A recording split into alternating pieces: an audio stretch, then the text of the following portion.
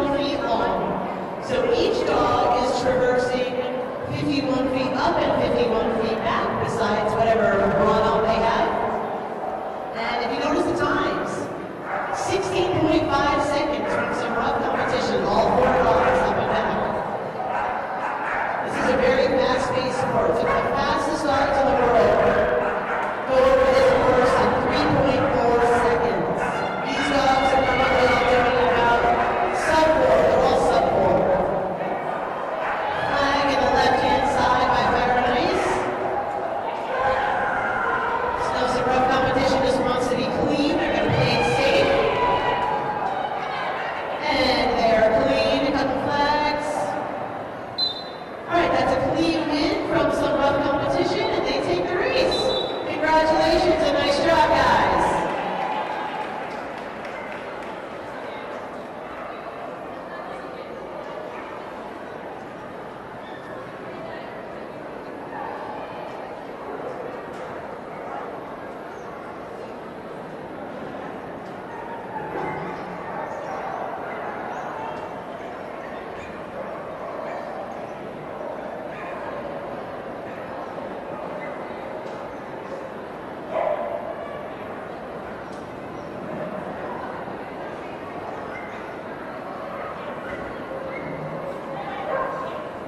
So for those of you on the right-hand side who can see the big TV monitor there, that TV monitor shows you the teams that are racing, and the circles indicate who has won each of the heats. So if the circle's red, it's the right-hand side that's won, and if it's green, the left-hand side is won. So you can kind of see how things are progressing in the placements there. You can see that TV monitor.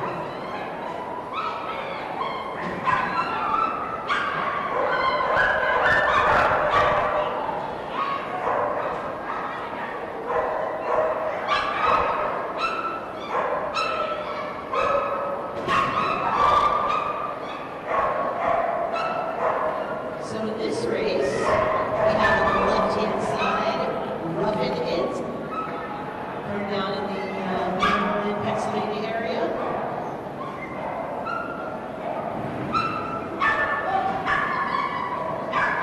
And then on the right-hand side, we have Furry Fun from the Ohio area. And this is their first year as a team together.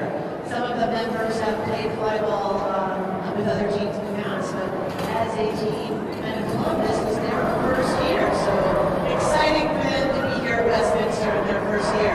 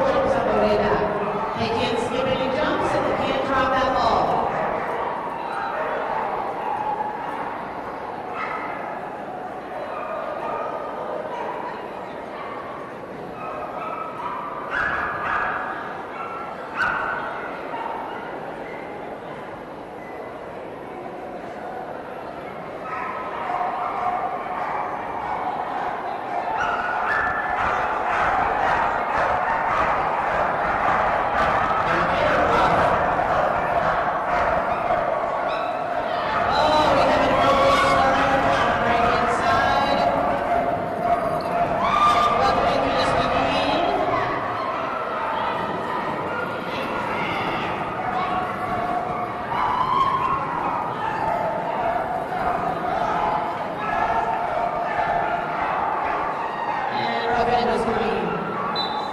So that's a win for Bucket. And that is 3 heats. That is the race for them. Congratulations and nice job, guys.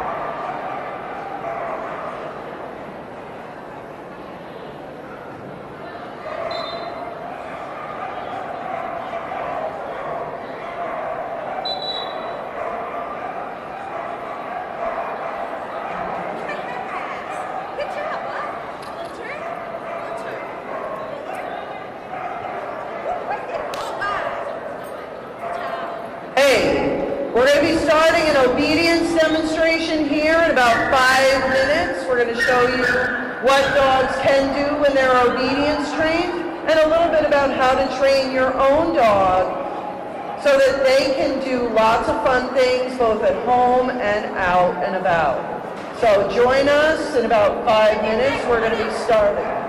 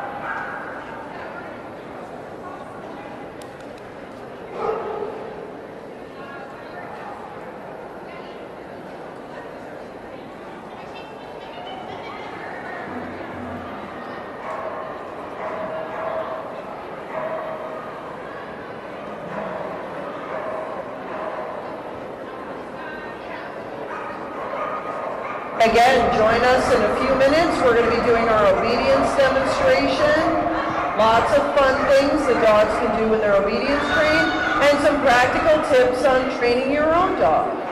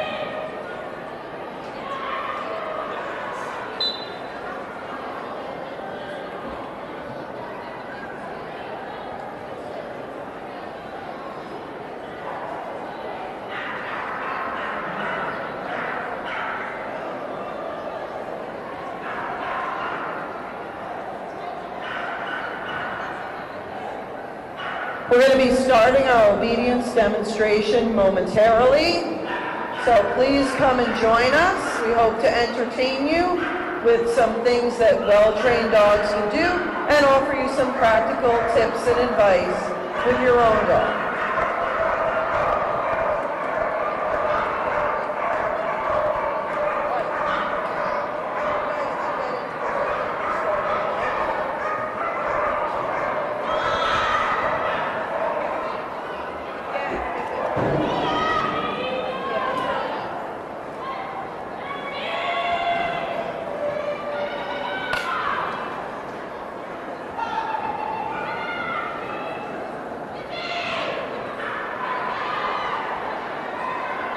Okay, welcome to our obedience demonstration. We're going to talk about what dogs can do when they're well trained, and we're going to show you a little bit about how to train your dog. So we're going to start out with talking about teaching some very useful exercises. So for the first portion of our demonstration, we have two puppies who are each about 6 months old. They've been training since they were little tiny puppies. So we have Golden Retriever Ivy and Labrador Retriever Tally. Okay, the first thing they're going to be demonstrating for you is just walking on a leash. So the handlers have a pocket full of treats, and they're going to keep rewarding the dogs when the dogs stay with them. Okay, you'll notice we put some distractions out on the floor.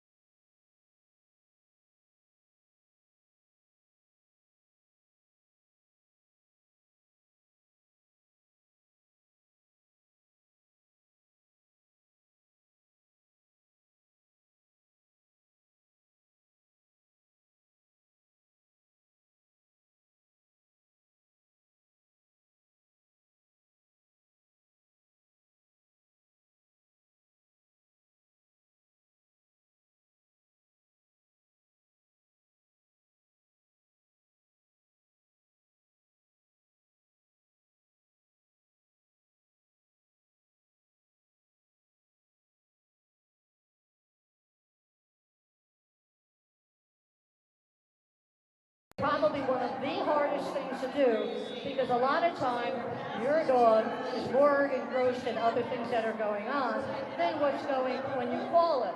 So you want to be able to call them off of the squirrel, off of the deer, and off of people, okay?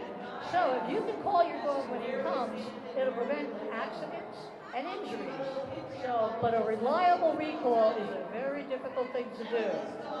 It'll strengthen your bond with him again, and this exercise actually requires a lot of trust and communications between your dog. And only after you positively have a reliable recall can you enjoy the freedom of either hiking or visiting a friend. But you must know your dog has a very, very good recall before you ever even think about taking him off a leash, because that's a very dangerous thing. And you want to always practice it with a flexi or something like that. All right? Really great starts on both sides. 0.090. And when it comes to being touched and petted, there's many applications of that. One of them is in the American Kennel Club's Canine Good Citizen Test, where handlers are able to greet each other without the dogs interacting. Okay, so Kathy and Colleen are going to walk up, shake hands, exchange pleasantries, and their dogs just nicely ignore each other. Okay, that's so helpful when you're out and about.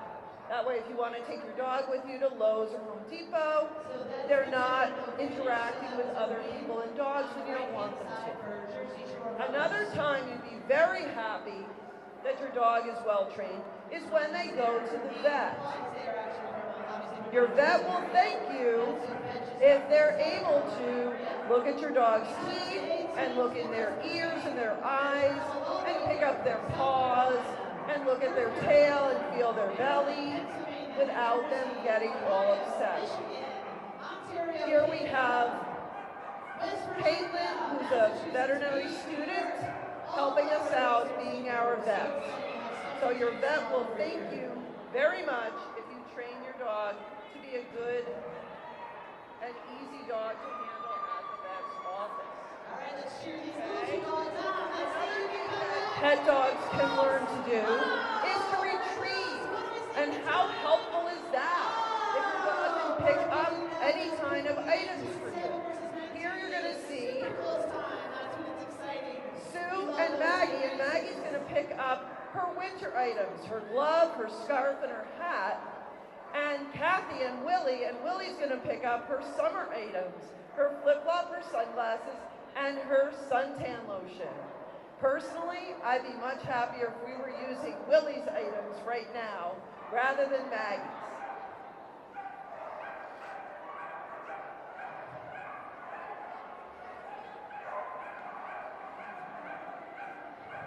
It's really nice, and you can be very lazy if your dog will go and pick up things. When I drop my pen, I don't bend over to pick it up. I have one of my dogs do it for me. Or when you forgot the remote controls in the other room for the TV, you can send your dog to do it. Starts on both sides, very similar. Next, we're going to show you some obedience skills. You can see the split on the dogs up there. Okay, for obedience skills, these are some of the exercises that are used in formal obedience, but they are also very, very useful for a pet dog. 19.6. In all levels of obedience, the judge calls a pattern for the dogs to perform. Our first exercise, the dogs will be doing a heeling pattern. Are you ready? Forward. Left turn. Halt.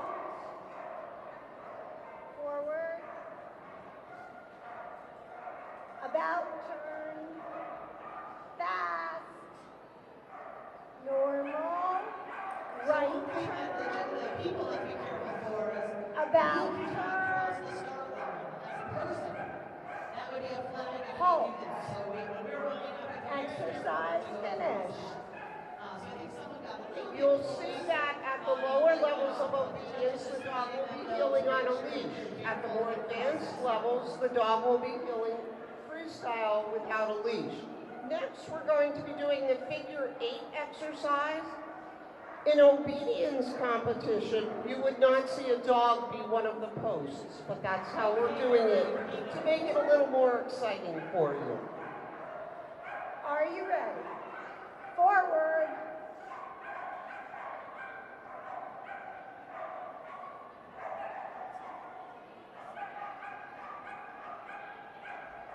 Halt. Forward. 0.020. Nice job, Patricia. Nice clean passes so far. Halt. Our pinwheel This is will going to be be next. close again. Very evenly matched. Very even.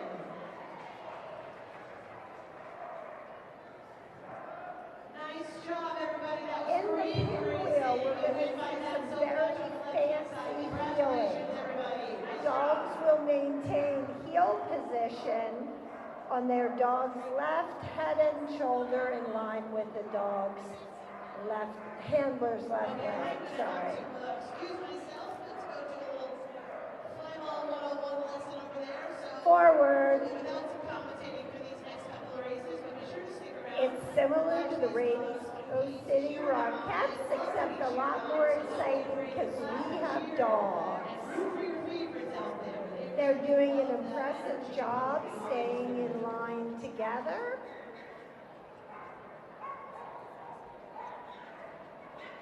About turn. Forward. The handlers on the inside have to go very slowly, and those on the outside are almost jogging to keep up.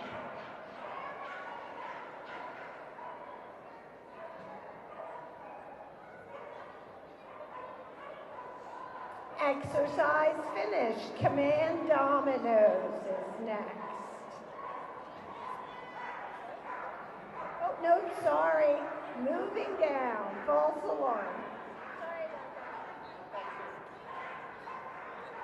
Okay, this will be a moving down exercise, and you'll see that the dogs really have to concentrate on their handlers and their handlers on the dogs, because the dogs will be doing it in different positions throughout the ring.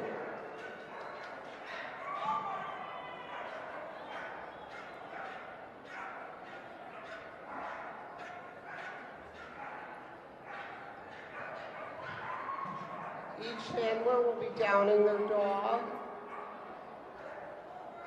returning to their dog.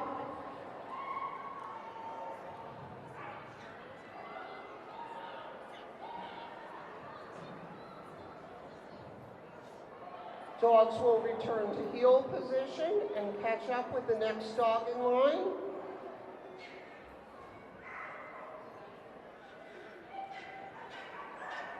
And exercise finished. Next, we're going to have the command dominoes demonstration. At the open level of obedience, dogs performs a command discrimination in which they must change position several times.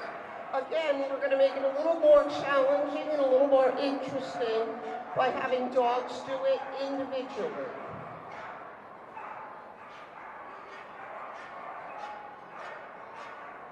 In utility, the highest level of obedience, the dogs need to perform with a hand signal.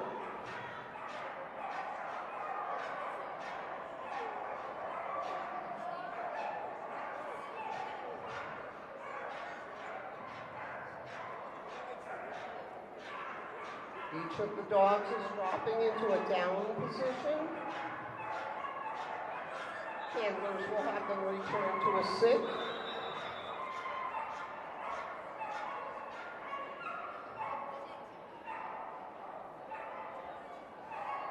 Handlers will take their position around the pole, moving while the dogs remain stationary.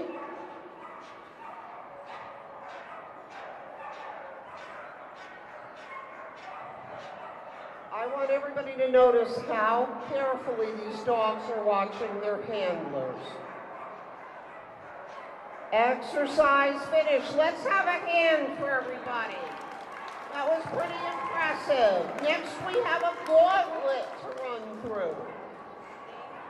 The dogs on each side of the gauntlet will be demonstrating a stay with the difficult attraction of having a dog do a recall through the gauntlet, including a drop on recall, where the dog goes down and then comes up again and hand signal hold from the handler. Handlers, leave your dogs.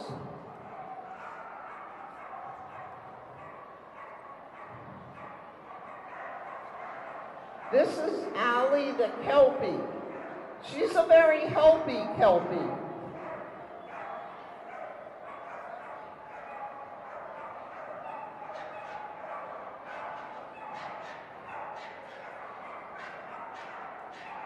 Next, we have Kathy calling Willie. Willie's an Australian Shepherd, and he has his obedience trial championship. And 2 times here, he has won the Masters Obedience Championship.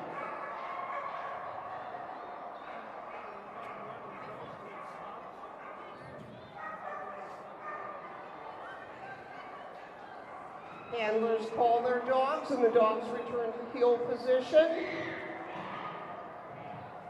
Exercise finished. Again, let's give them a hand.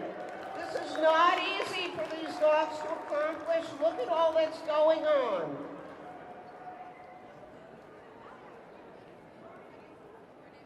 Next, we're going to do an object retrieve.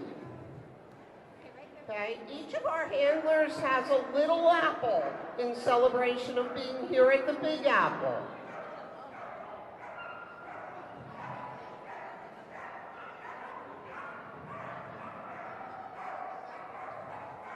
Okay, handlers, drop your apples. Leave your dogs. Leave your apples, sorry. Okay, each handler will again call their dog individually.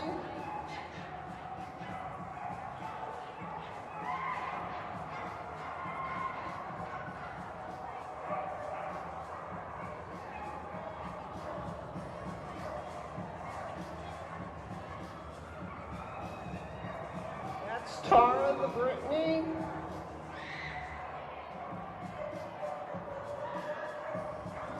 Lita the Lab, and Brooke the Golden, Chloe the Poodle, Allie the Kelpie, and Maggie the Yellow Lab.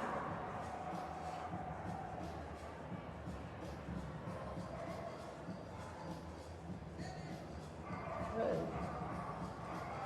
Exercise finished. Now, we need some serious cheering. We're going to have a dumbbell relay race. When they do this relay race, each handler must send their dog, have them return with their dumbbell, and then put their dog in a down position. We have the next team over here, the next team over here, and let's see who you're going to cheer for. Could be your favorite basketball team, but it could be your favorite breed of dog.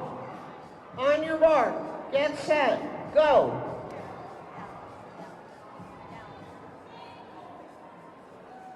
Remember, the next team cannot go till the first dog retrieves the dumbbell. And then the dog must stay in a down position. Whoever is finished first with all 4 dogs in a down position is the winning team. Let's hear some cheering. These dogs want cheering to egg them on. Oh, looks like the Knicks won that one. All right, now we're going to be doing some articles. And we're going to ask for some audience participation in this one.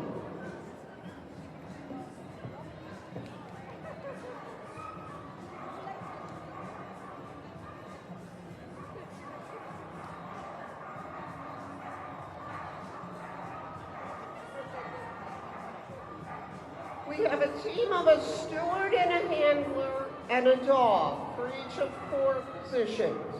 The handlers are going to remain with their dog while the steward takes their articles, brings them out to an audience member, and has the audience member select one for the dog to correctly retrieve. So please hold those up, stewards, when you have them, and return them to your handlers. Okay, next the stewards will put all of the remaining articles out while, and this is the very important part, the handler imparts their scent onto their selected article. All right. Handlers, hold them up when you're ready.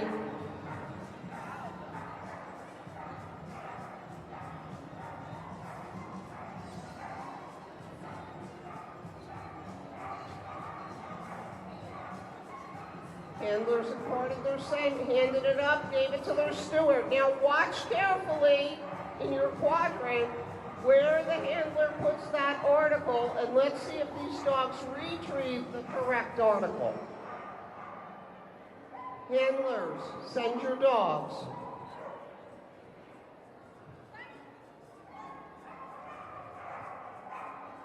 Keep watching, and I want to hear some cheering when the dog in your quadrant gets it right. Oh, good job, audience. Good job, dogs and handlers. Big hand for everyone.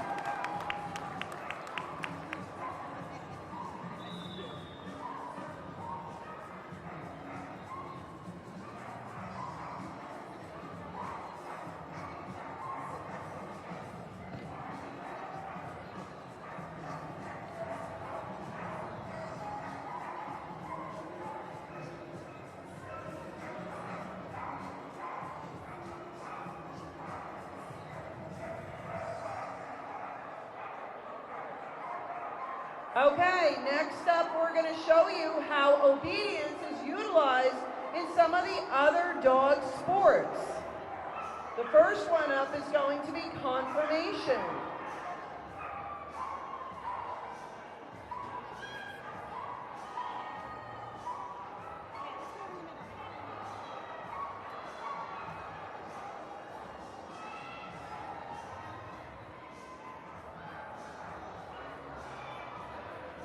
Okay, so we have 3 dogs out in the confirmation ring.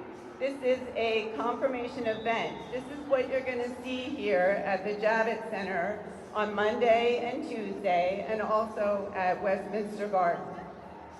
So confirmation is a competition where purebred dogs are evaluated to how closely they conform to the specific breed standards. This is based on movement, structure, and temperament. And as you can see, these dogs need obedience training in order to walk or trot as they're trotting on their lead. They also need to be able to stand still while the judge evaluates them, does an overall visual exam. And this is Pilot. He's a 7-year-old Belgian Malinois. And as you can see, he has to allow the judge to touch him and examine his teeth. Did you examine his teeth? Okay. Good. And there goes Pilot. See how nice he walks on the lead? These dogs also have to be comfortable around other dogs. As you can see, they're focused on their handler, and they're not trying to interact or play with the other dogs. This is their job, so they're taking it seriously. So this type of event, confirmation, the purpose is to pick dogs for breeding. So altered dogs, neutered or spayed dogs, and mixed breeds are not allowed to compete in confirmation. This is Liza. She's an Australian Shepherd. She is 2 years old, so she's a relatively young dog, and she has started her competition obedience training as well as training for the breed ring. Good girl, Liza. Look at her go.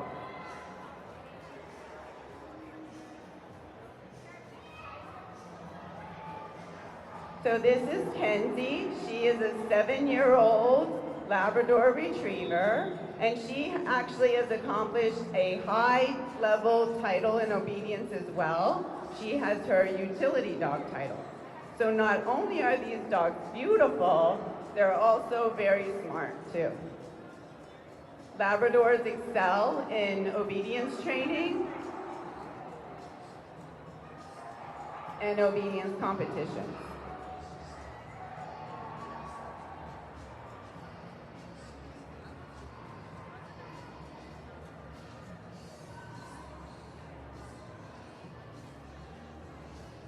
And there goes Kenzie. See how they're all standing nicely? This is called stacking in the breed ring. They have to stand a certain way to display their best posture, best structure, and there they go around the breed ring. Good, and everyone is a winner today. Everyone gets a blue ribbon.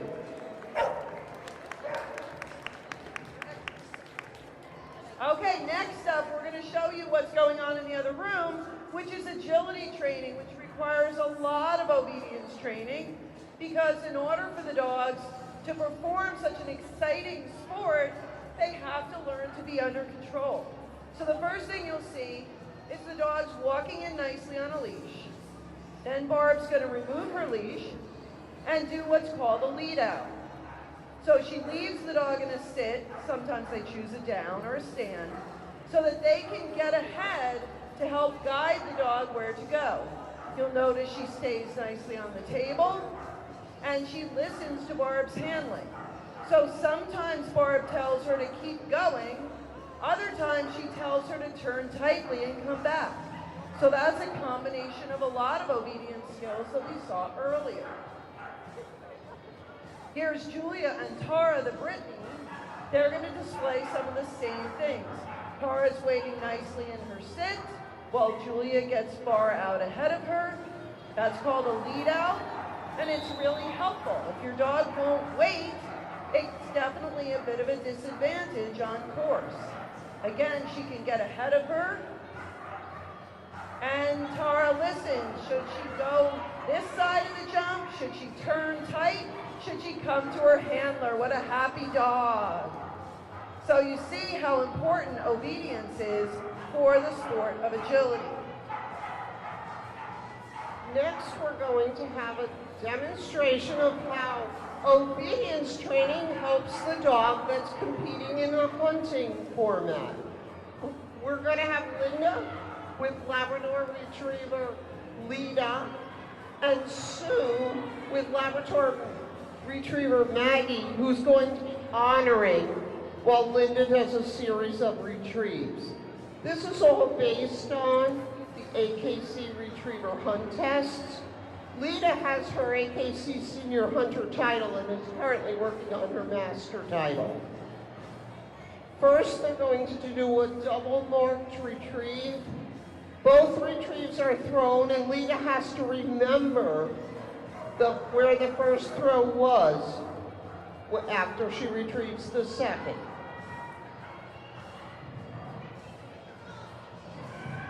Those cute little ducky-looking things are called dokins.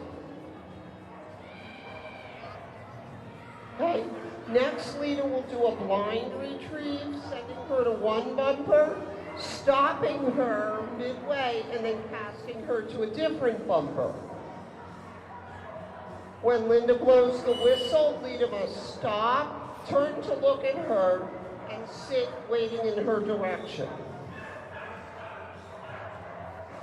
Interesting fact, the bumpers are orange, which dogs cannot distinguish from green, so they're easy for the hunter to see, but they are not easy for the dog to see.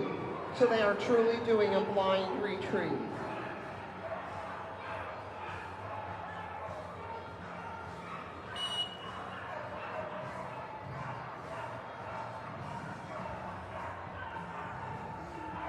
Lita competes in a number of venues with Linda. She does field work, she does obedience, she does dock diving, and she does agility. Thank you, Maggie and Sue, for honoring. Notice how well Maggie behaved while all that was going on.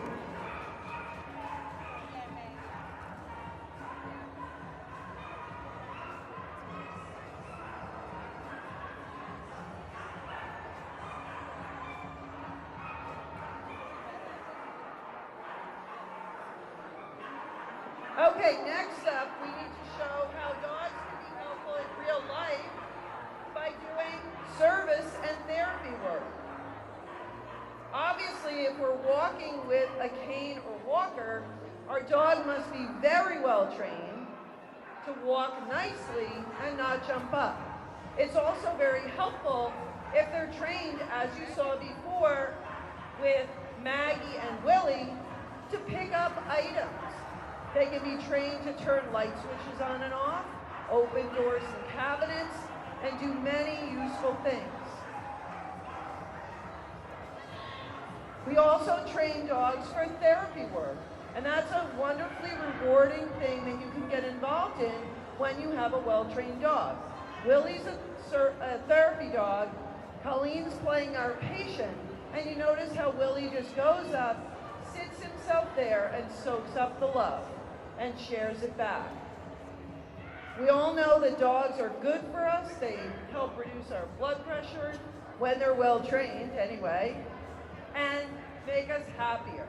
So it's really rewarding when dogs can do that and help. Another place you might see a dog doing work is at the airport. Sometimes you'll see a detection dog. If you were here earlier, maybe you saw the beautiful scent work demonstration that was put on, where dogs are trained to identify certain scents. Here, we're pretending that Pilot is a detection dog at the airport. His handler's asking to examine Barb's bag. Let's see if he alerts. Okay, he's definitely alerted on that bag. Maybe there's some contraband in there. Oh, it was a dog biscuit. Well, good. That's good. It wasn't anything bad. Good boy, Pilot. And he gets the dog biscuit as a reward. Okay, at the airport, they could be searching for produce. They could be searching for drugs or explosives or other items that you definitely don't want on the plane with you. Okay, we're going to conclude our demonstration with a little graduation where we're going to present each of the dogs with a diploma. Caitlin, our vet, is going to be our presenter.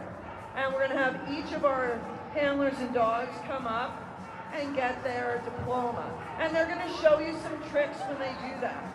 The American Kennel Club also issues trick dogs titles, which can even be done virtually. That's a great thing for a family to do. Everyone, the children, can participate in teaching their dogs some tricks. Okay, first up we have Sue and Maggie the Labrador. Look how cute she wears her hat, even when she's doing her leg weaves. She's gonna come up and get her diploma. Oops, she dropped it. Let's have a hand for Maggie. Okay, this is Colleen and Chloe the Poodle. Look at her. Back it up. She's got her graduation stole and her hat on. She's gonna hop up there with a little assistance from Colleen since the table's a little high for her. And she's gonna get her diploma. Next up we have Kathy and Willie, the Australian Shepherd. Right, Willie's doing some fancy in and out through the legs, around the legs. Right, all these tricks you can watch the dog's faces when they're doing them and see how much they enjoy it. It's fun for everyone. It's fun for the handler, it's fun for the dog. They're a great tool if you like to do therapy work with your dog. Next up we have Nancy and Kenzie, the Labrador Retriever. She's doing some fancy bounces for us. She's gonna hop up and get her diploma too, and give the vet a kiss while she's there. Okay? Next up we have Barb and Liza, the Australian Shepherd, and they're gonna do paw. It's always nice to greet with a paw. Good girl, Liza. Okay, they're gonna hop up and get their diploma.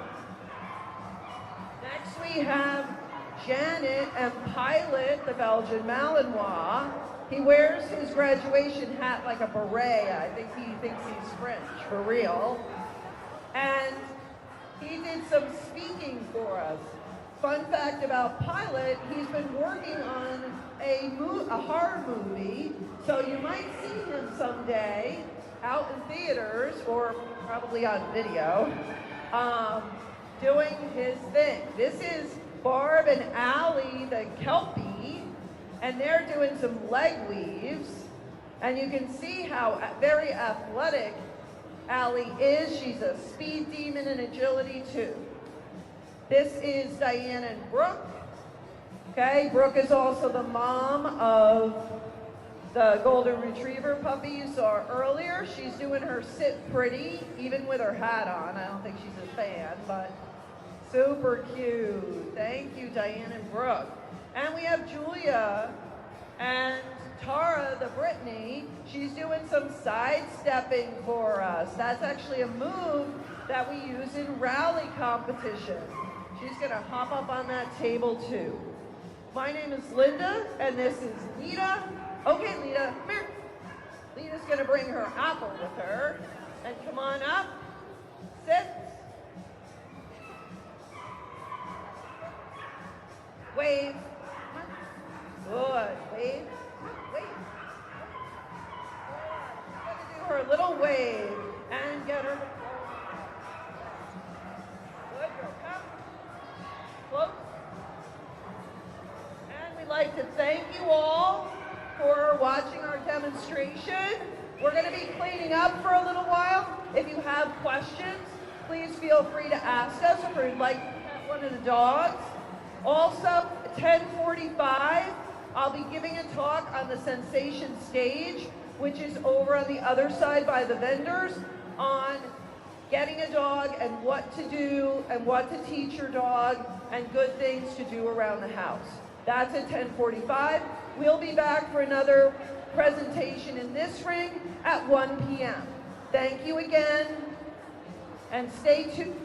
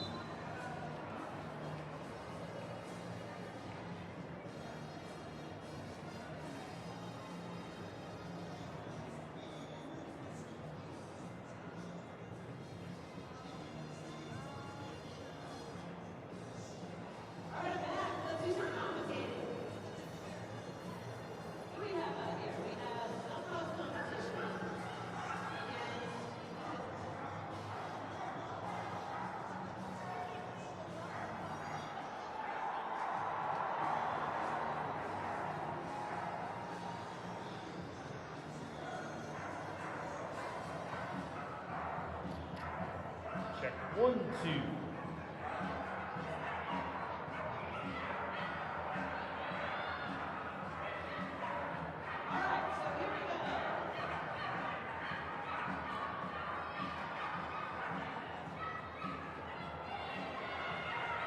Starts on both sides.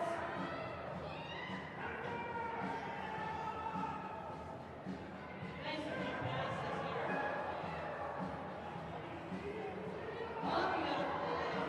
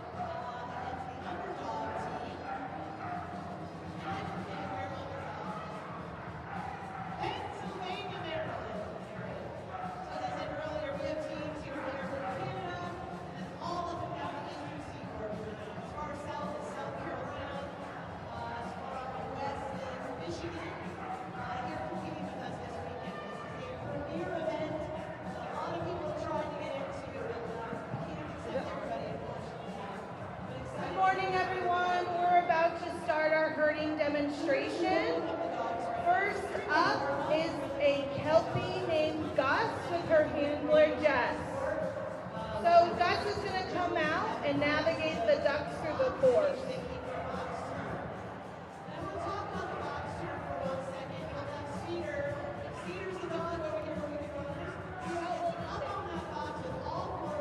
Gus is a 4-year-old Australian Kelpie.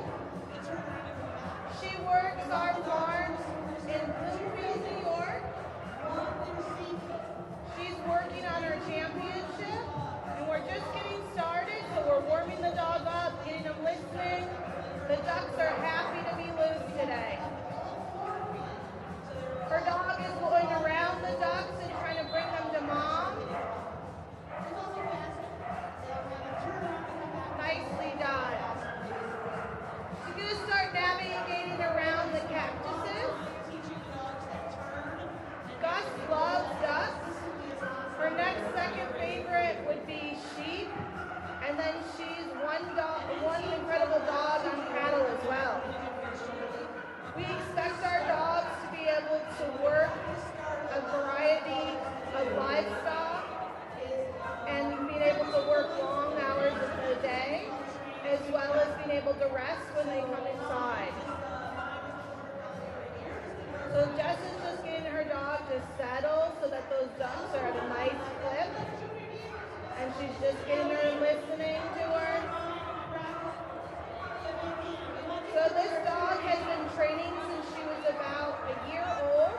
She's 4 now. And she's worked weekly, if not daily. Her and Jess have a really good relationship, and she's able to work a couple hundred sheep at a time. She can work big open fields. She can work small spaces. She's a very versatile Kelpie. In addition to being a really good trial dog, she makes a very good chore dog as well. So she's very useful on a farm and can go to a show and do well. You see she's listening to everything her handler says. And the ducks can kind of feel the crowd too, so sometimes the ducks go, oh, I don't want to go over there. So it's Gus's job to keep them together. So she's working hard to tuck them all in so they're in a nice little group and nobody's trying to go off.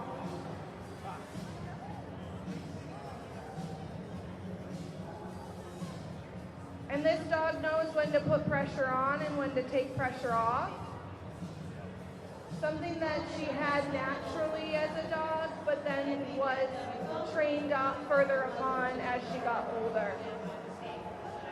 So when we start the dogs, we look to see what their natural instincts are, and we kind of build off their strengths, and then we help them in the areas that they need help in. Nicely done. Our dogs traveled a long way to get here, so we're very excited to demo today.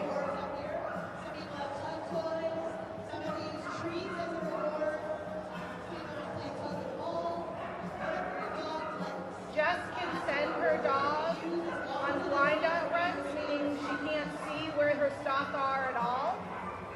And her dog will go and find them and bring them safely home. We teach lessons in Bloomfield, New York, all breeds of herding breeds. We do sheep, ducks, cattle, and anything in between. Nice. She has a stand on this dog instead of a down. Her dog works better in a stand. So when you hear her say that stand, Gus kind of hitches up a little bit, and that's her stop command. She has flanks as well, and the crook that she's carrying helps her communicate to the dog if the dog can't hear her. So the dog has visual aids as well. We're going to switch dogs.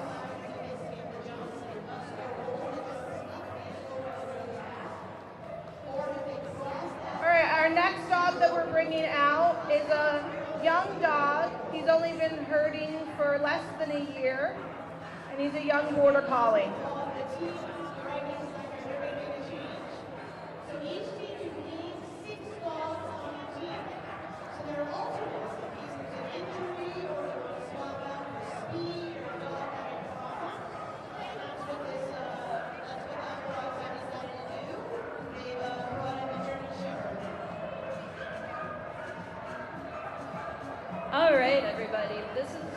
Jasper, as Amanda mentioned, he's only been training up for about a year.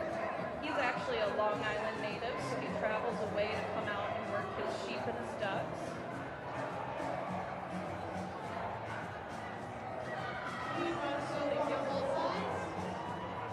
Jasper is what we would consider a very stylish dog. You can see he's working nice and low to the ground. He's really paying attention to all of those ducks.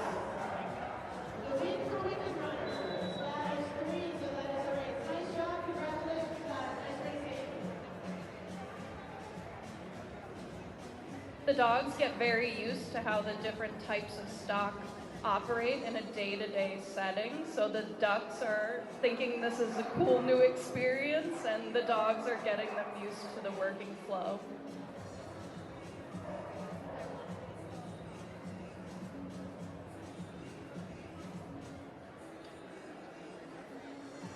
Ducks are very honest little creatures, so if you see where those beaks are pointing, that's a good bet that's where they're headed. And so Jasper is paying attention to every single little head out there. If we put out 20 ducks, he's watching them just the same as he will 5.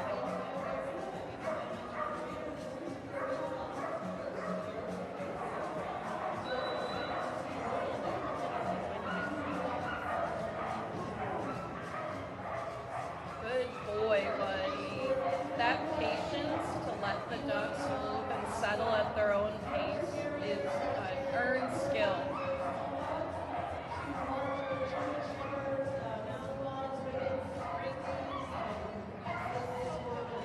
Our earliest documented examples of using dogs to control livestock date back to about 8,000 BC.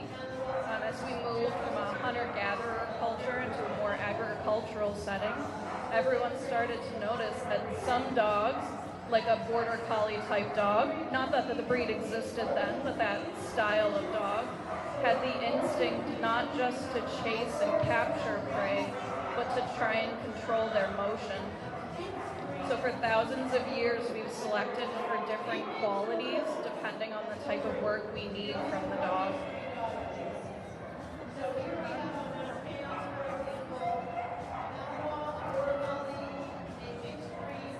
Every dog has a slightly different style. So as Amanda pointed out, the Kelpie that ran before, she prefers to stay up on her feet and stop in a stand. As you can see, Jasper vastly prefers to lay down, and that makes him feel a little bit more in control of the stock.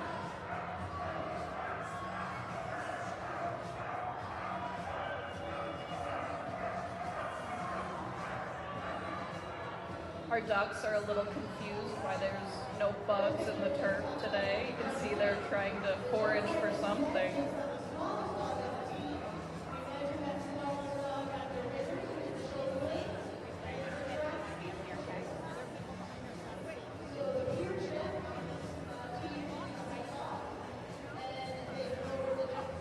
All right, Jasper and Amanda are setting up and bringing the ducks over to the saloon in a second here.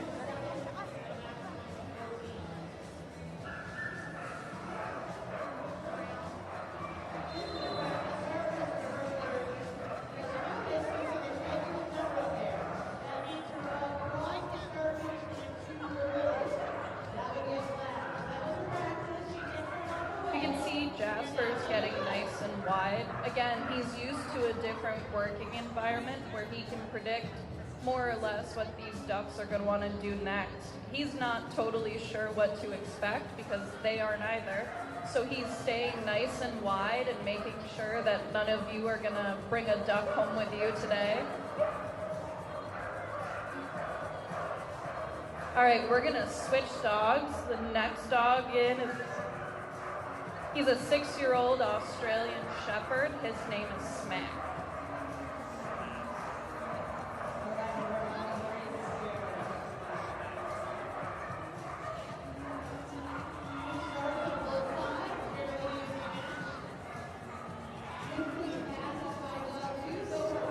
When it comes to running a farm, we love a dog that wants to go and go all day long. So you can see Jasper's pretty sure that we need him out here.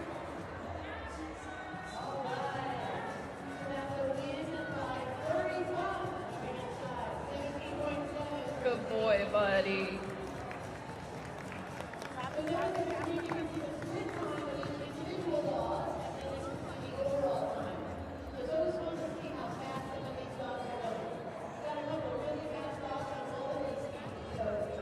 All right, so this is Smack. You can see he's been waiting patiently over in the corner for us.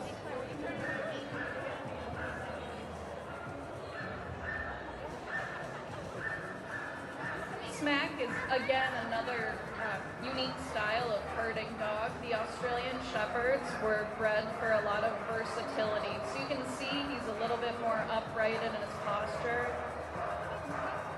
He has both a stand and a down, just depends what kind of stock he's working and what his handler thinks is going to be most advantageous. Smack works ducks, sheep, cattle, whatever his mom asks of him. He also has his herding championship.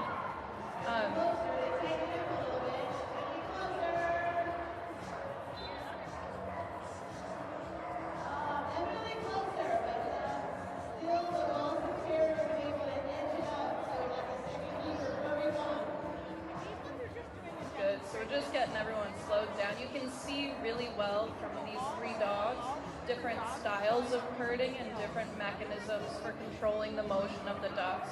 Smack has a lot of loose body language and a little bit of humor.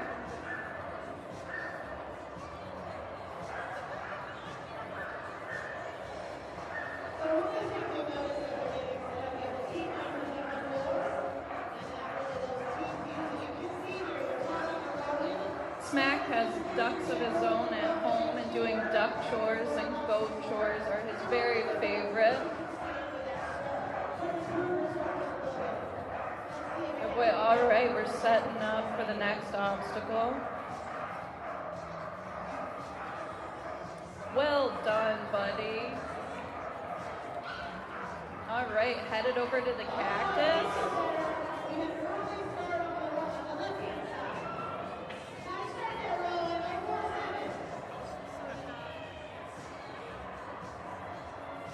In addition to just being fun, all of these obstacles mimic some of the tasks we might need our dogs to do on a day-to-day basis.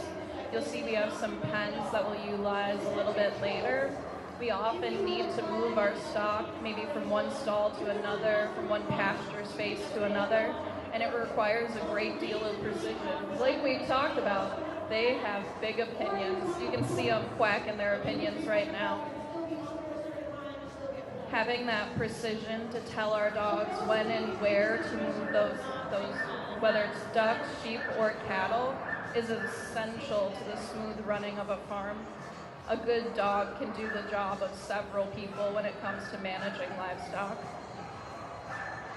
Good boy, buddy.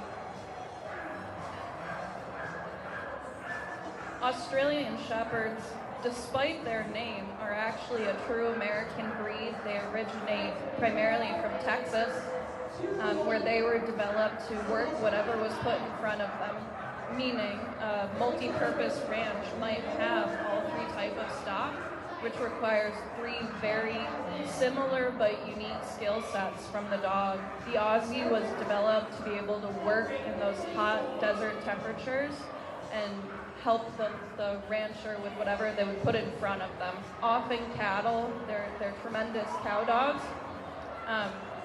But of course, as you can see, ducks, sheep, goats, whatever might have been advantageous to the rancher. Okay, we're gonna switch dogs. Next up is a young dog. She turns 2 tomorrow. This is her first demonstration, so we're going to kind of show you how we get our young dogs started. Her name is Pants. Pants is a working bred Australian Shepherd.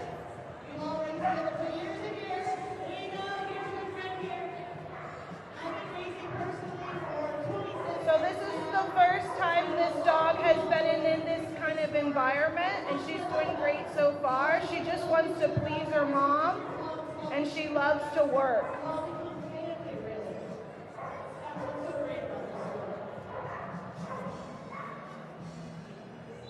So Jess is just going to do a walkabout with this dog just to kind of show her that she can work in all sorts of environments. She's used to working in barns and fields, so she's not used to having a big crowd, so this is a great experience for her.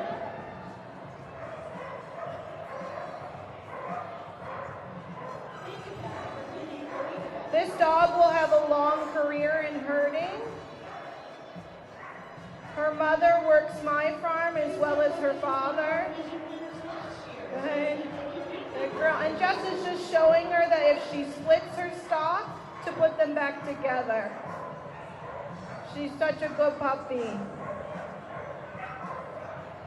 And her name is Pants because all her merling is pretty dark by her legs, so it looks like she's wearing trousers and a crop top. Good girl, Pants. And herding dogs can feel pressure, so the crowd and the panels are different types of pressure that we have our dogs feel. The stock stick that Jess is holding is pressure.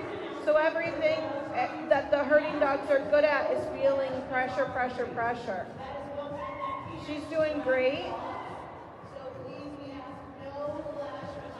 It's hard for our dogs to hear us in this environment, so they're going off of some of their natural instincts and then being able to see our visual cues as well. Good girl, Pants. So you might ask how long it can take to train a dog. Every dog's a little bit different, but I would say on average, Nicely done. solid year. Pants is just getting around her ducks and trying to bring them towards her handler. The ducks don't really like to come to people, but our dogs can kind of get them going in the general direction, or we can drive them, meaning that we push them away from us with the dog. Good girl.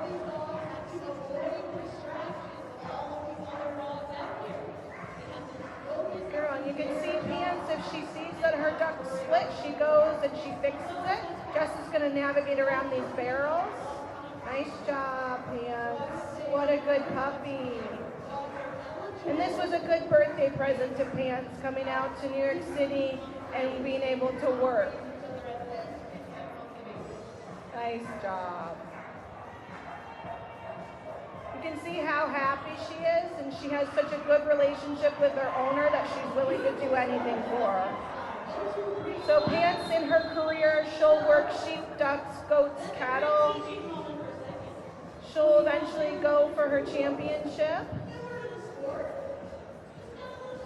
And she is already helping with chores. She's actually a very good chore dog just naturally. She holds the stock off of the feed pans for us so that we can safely feed everybody without getting run over. And she's very kind to the lambs. Oh, is she gonna get it? Let's see. Good job, Pants. What a good puppy.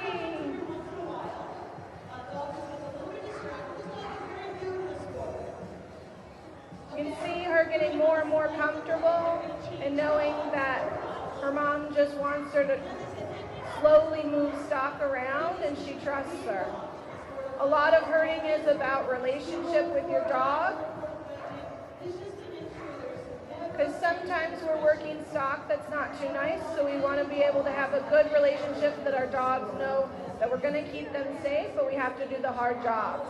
Okay, our last dog is another Australian Kelpie named Jinx. Everybody give a round of applause for Pants. Happy birthday, Pants!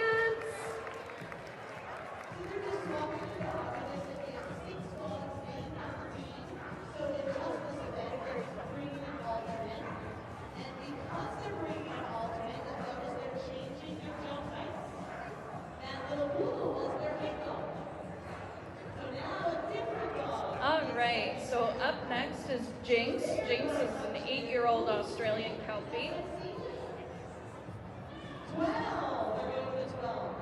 Kelpies vary a lot in terms of intended purpose and breeding goals. Jinx was primarily bred to work sheep, so if you see him looking around for a second, he's notorious. He loves his ducks, but he would prefer his sheep, and so he's going to look and see if we have any sheep hidden anywhere before he decides the ducks are worth it. Jinx is another example of what we would consider a very stylish dog. He's a blast to watch. Jinx competes, he also has his working trial championship. So he competes on cattle, sheep, goats, and ducks, and sometimes geese. But his preference is certainly the sheep. He's another dual-purpose dog, meaning we use him daily on the farm, and he also trials and joins us for demonstrations like this. Good job, buddy. He's what we would consider a strong-eyed dog. So the Australian Shepherds are a more traditional example of a loose-eyed or upright dog, though every dog utilizes some upright posture and some eye. He's what we would consider a very strong-eyed dog, much like Jasper. He drops his posture and he uses his gaze to affect the livestock as much as his body position. So the nature of the box knows what position that dog is running in. Because the dogs might not be Beautifully done, buddy. some dogs turn to the right, some turn to the left. That's one of the things we figure out with training dogs. Which way are they, right-handed or are they left-handed? And we look at all, so they'll go to the As a young dog, you can see now Jinx is nothing if not keen. As a young dog, he didn't think much about moving livestock until he was about 1.5 years, 2 years old, but you can tell he hit the ground running. So you notice the right hand leg, he goes, it's moving just a little bit as they Beautifully done, buddy. jumping at a higher height. But great job, great adapting there, guys. That's teamwork, bringing in that second dog, letting them come in and still being able to be successful. Great job. He has a wonderful expression on his face when he's not entirely sure what his handler's asking him for. He's a very honest dog. He wants to do right all the time. And so if he's not exactly sure, he's very quick to seek guidance from his handler, which can be a beautiful thing when we have some difficult, complex tasks to accomplish.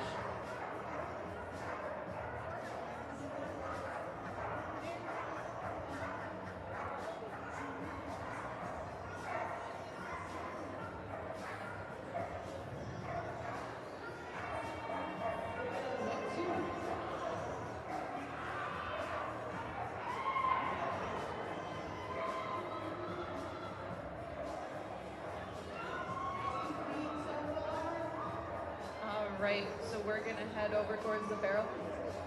Yep.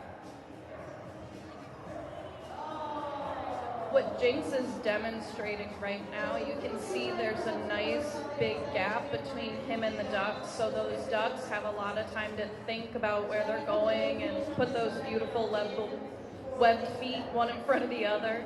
We call that raiding the livestock. So it's a partially taught skill and it's part instinct. Jinx very naturally rates his stock, so it's rare for him to have everybody running and moving too fast. We heavily select for dogs that naturally rate their stock. It helps us so much in the long run, not running pounds off of any of the livestock, making sure that their experience is calm and happy. As much as we love training our dogs, and we truly do, the experience of the livestock has to be paramount. These ducks are wonderful volunteers, but unfortunately we couldn't really ask them their opinion, so it's our job to make sure that their experience is the very best it can be.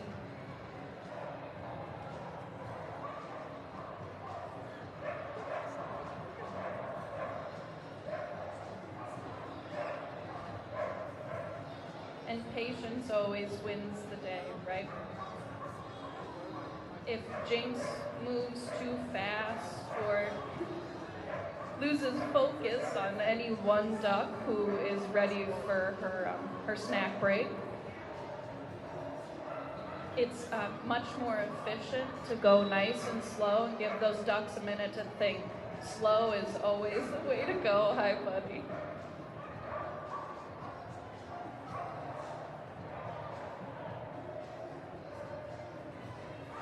as instinctual as these tasks are for them, the huge component is the training and the miles and introducing them to different concepts. So Jinx is gonna demonstrate for us putting these ducks in a pen. These ducks have never seen this pen before, right? It's not home. They don't see their pool just yet.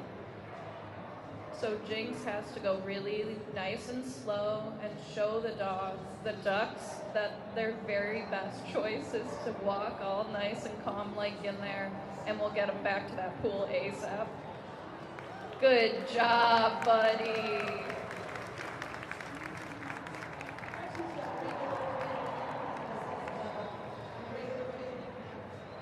Thank you, everyone. We'll be back soon. Bye, dear.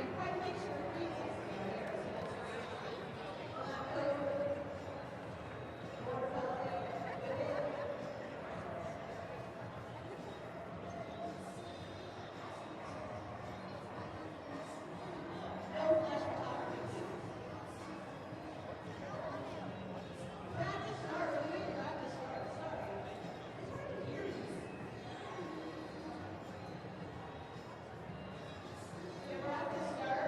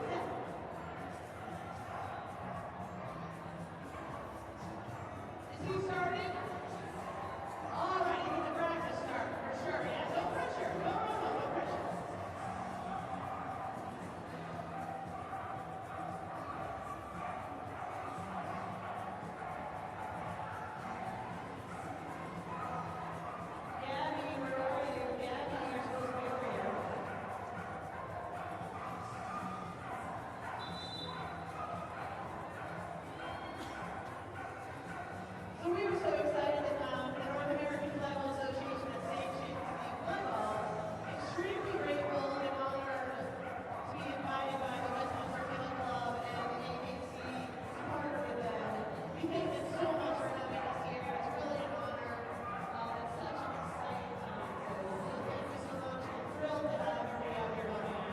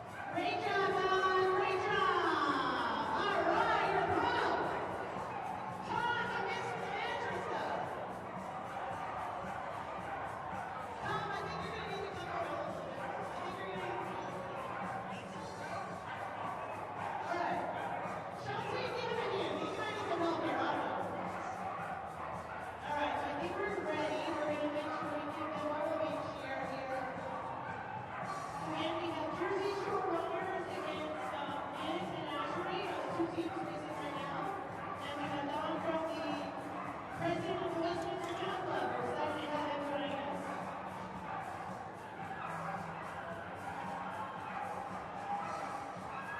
Great job. Good start. And here he catches Cal. Nice job, Don. You got it. Good job, Chante. Good clean racing so far. Nice job. Close, 20.5, 20.6. You can see how someone's 1 team is ahead, but a fast dog can catch up. So that's what kind of happened there. There was not quite as even, and then that last dog really caught up and made it closer. Alright, so if you want to tighten up that skirt a little bit, we're going to put the pressure on you. Have this tighten up just a little bit.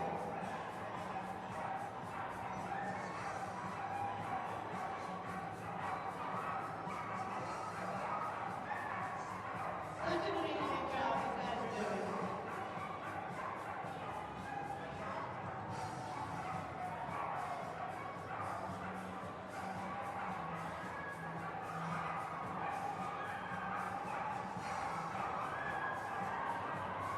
Good job, good job. Here comes Cal. Good job, Don. Up. You okay over here?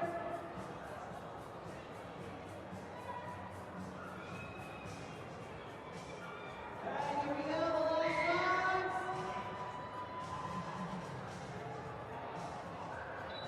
I think it's on the left. Yeah, it's 20.7, 21.0. Nice racing, guys.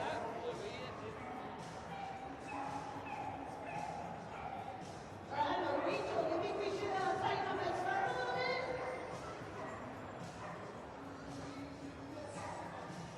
Alright, so Rachel's going to take over and tighten up that start a little bit. Great job, Don. Let's give Don a big cheer. Nice job.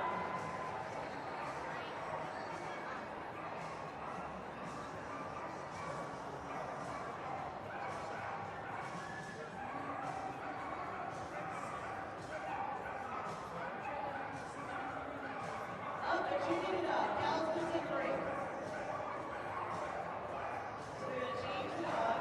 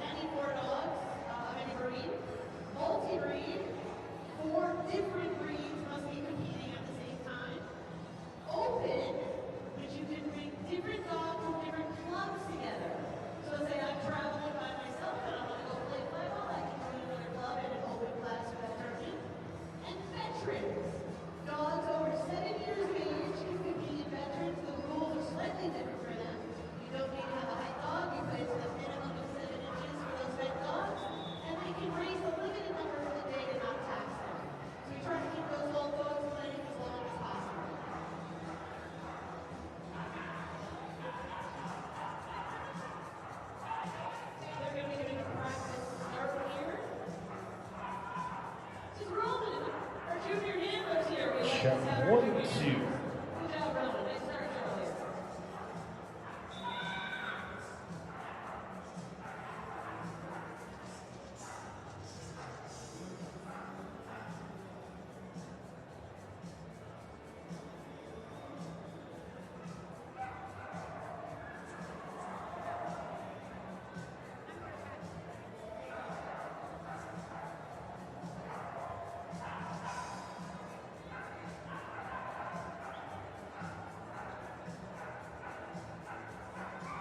Okay, we're ready to start. Starts on both sides. A little bit of a gobble, and an early pass on the left-hand side. The dog went too early. Just what I talked about the ball. If the dog stops the ball at the box and then picks it back up, that's still good. That's okay, as long as they pick it back up and then bring it back over.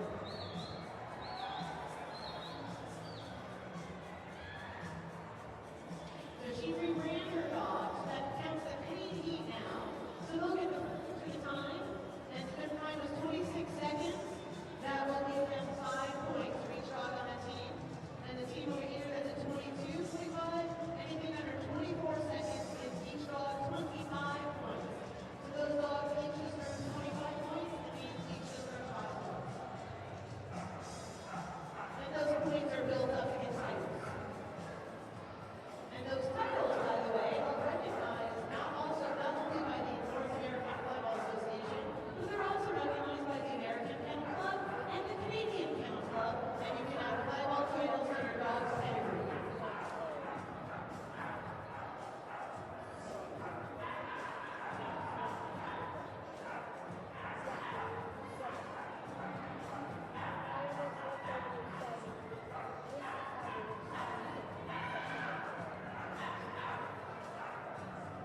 Ladies and gentlemen, in 5 minutes we'll be starting the Dog Show 101.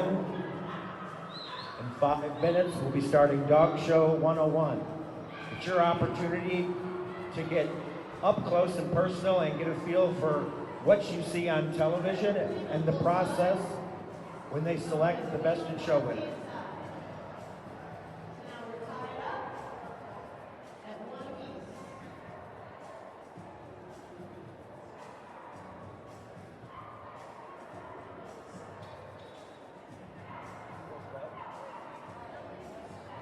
Did he stay for the second time?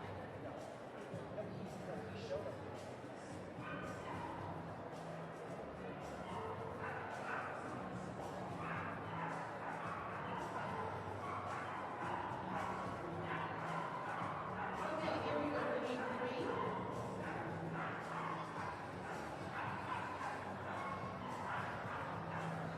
Dog Show 101 will begin in about 4 minutes.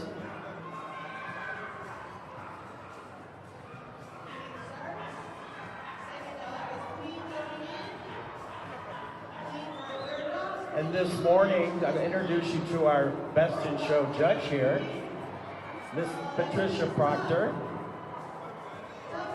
So, both Patty and I are members of the Westminster Kennel Club, and we're both judges. So we're thrilled to be here and share a little bit about our sport, something that we love dearly.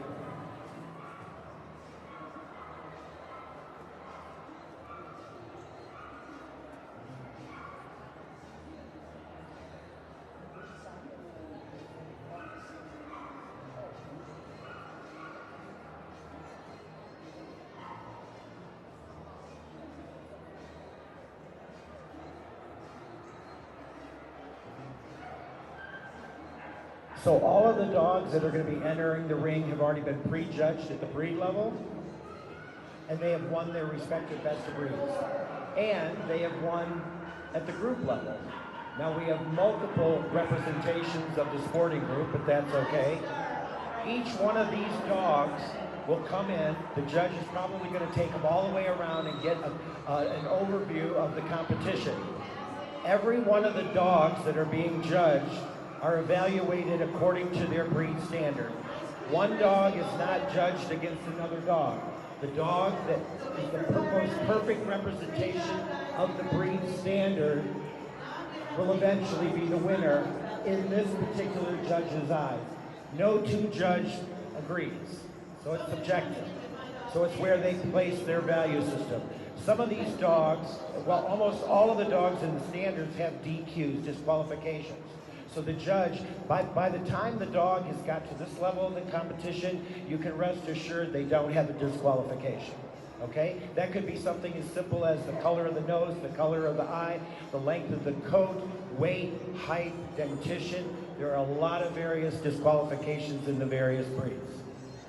So, Judge, you tell me when you're ready. Are we ready? Control your ring. And show your round of applause. Let's bring them in. Feel free to support your dog on the individual exam. If you have a favorite, let's hear you cheer for him.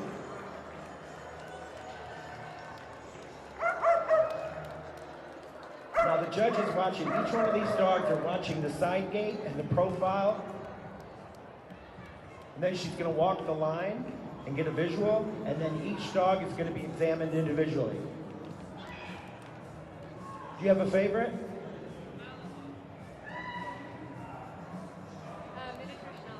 Oh. Where's the miniature schnauzer? Are you sure that's the miniature schnauzer? Let's try it. Scottish Terrier. There you go, beautiful. Lesson to be learned, right? Again, the judge is checking overall make and shape, expression.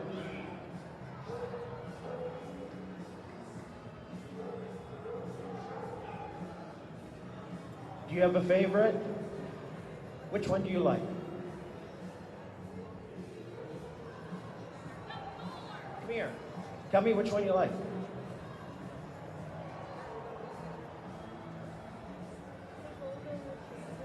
What's your name? Fiona. Fiona likes the golden retriever, but we're not going to say that too loud because we don't want to influence the judge, right?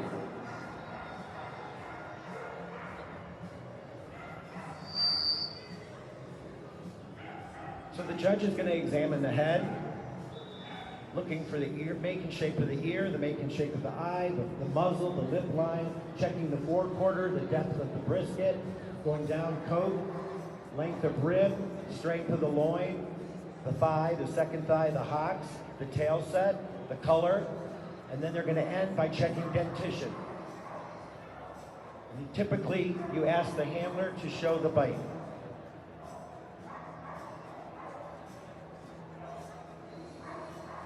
So a lot of these breeds, overshot, undershot, missing molars, those are all disqualifications. Now she's going to gate the dog straight down and straight back. The dog will come back, she'll get an overview, and she'll take it around the ring, and the next dog will come up. Show your round of applause. Clap. There you go. This is the Cane Corso, coming from the working group.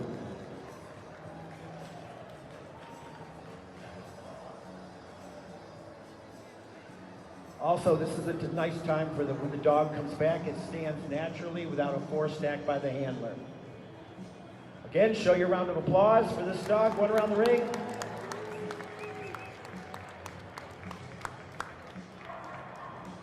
The next breed, coming from the herding group, is the Belgian Malinois. Oh, that's your dog right there. That's your favorite. Yeah, see? So I expect a little bit of enthusiasm from you, all right? So you're not going to look at your phone. You're going to be focused on, oh, you're recording. Even better yet.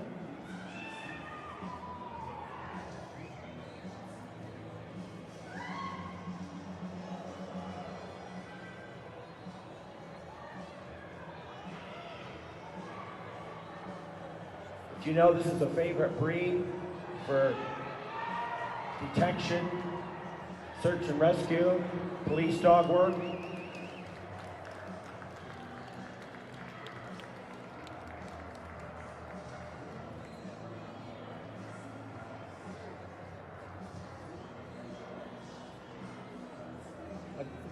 Okay, around the ring, show your applause. Thank you. Next up, we have from the sporting group, the Vizsla. One of their hallmark traits is that rich colored coat that comes in various shades.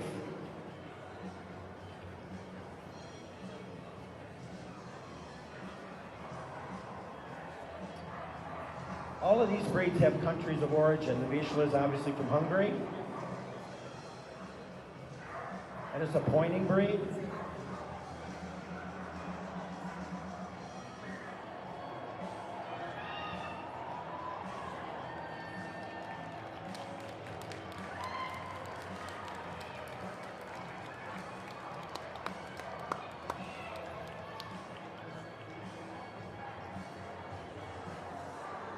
Again, notice the free stack, nothing, all natural.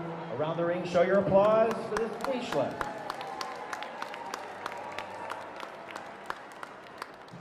Next up, we have the Golden Retriever, which I'm sure all of you are familiar with this breed since it's one of the most popular breeds in the Registry of the American Kennel Club. Known for their gentle disposition, soft expression, and rich golden coat.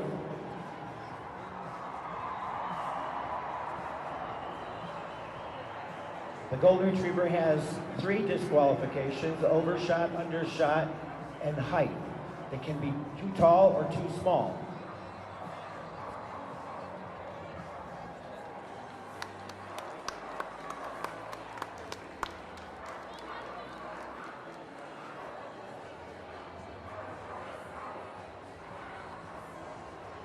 So males can be 23 to 24 inches, an inch under, so they can go up to 25 measured at the withers. Round of applause for the Golden Retriever.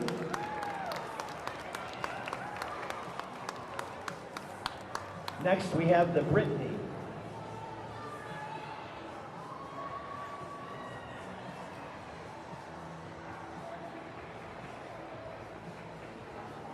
The Brittany, more than I think any other breed in the sporting group, has more dual champions. So they actually show in conformation and also work in the field and get dual titles.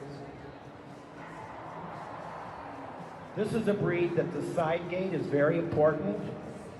So it needs to be free and easy and stride covering.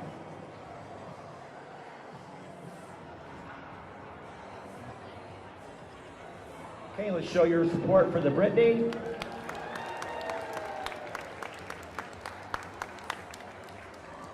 Coming from our friends up north, from Canada, this is the Nova Scotia Duck-Tolan Retriever. Looks like sort of like a little Golden Retriever. They would work the shorelines and use their tail and flag for ducks to toll them in, and then they would shoot the ducks and the dog would go out and retrieve them. And the 4 white feet is a preferred marking on this breed. There we go. And that tail carriage is typical for the breed, and that's what they use to toll the ducks and bring them in.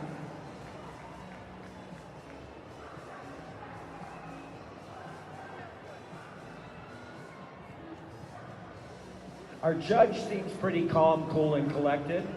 She doesn't seem stressed at all. Round of applause for the toller. And I bet you know what breed this is, don't you? Beagle. Yes, Beagle, there you go.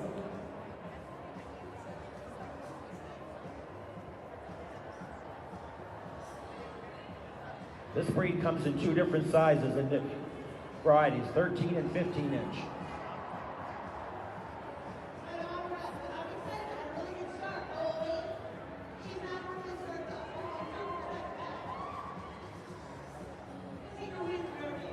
Okay, again, straight down and straight back.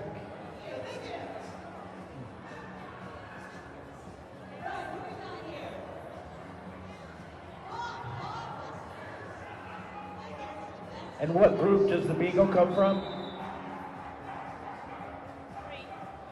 Which group? Hound. Perfect, Hound group. From the Hound group, give it a round of applause for the Beagle.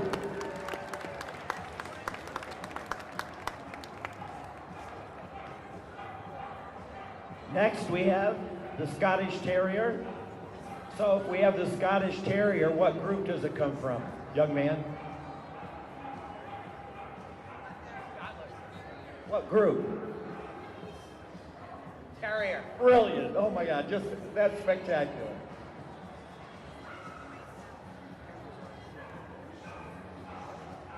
So again, straight down, straight back. Notice that the Scottish Terrier, being a small dog, was examined on the table.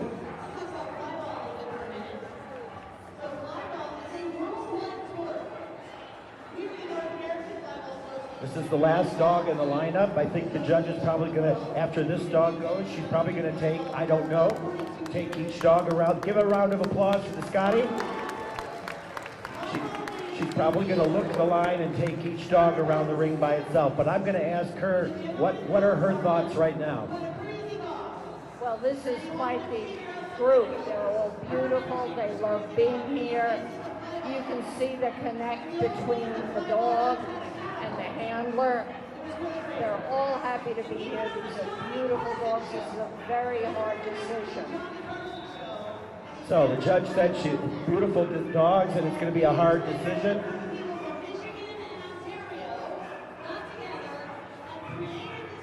So when the dogs are going around the ring again individually, please show your round of applause for the dog that's your favorite, because we want to cheer them on.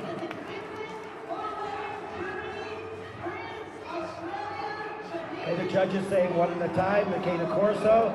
Show your round of applause if you want the Cane Corso. Not that it's going to influence the judge, but they like to hear the applause.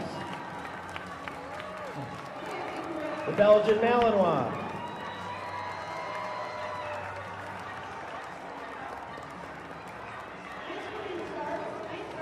The Vizsla.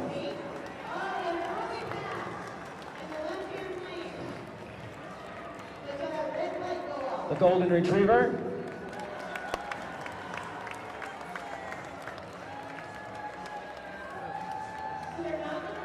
The Brittany.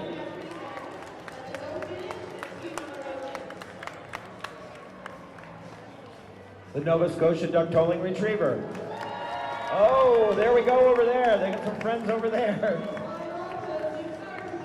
And the Beagle. I don't know from the crowd. I think the Nova Scotia Duck Tolling Retriever and the Beagle so far. Maybe the Golden Retriever. Scottish Terrier. You want to move the line up? You want to move the line up a little? You want to move the line up a little?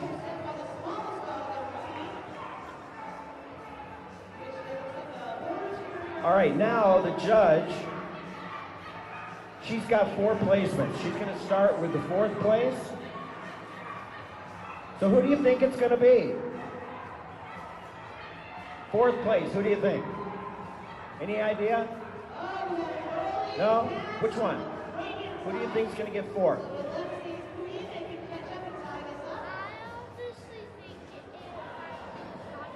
Oh, now this official over here thinks you're going to choose the Scotty, but I don't know. She's helping you out a little. Could be. All right, so 4th place. How did you know that? You're brilliant. Oh my God, that was amazing. You nailed it. All right, 3rd place. And 3rd place will be, drum roll,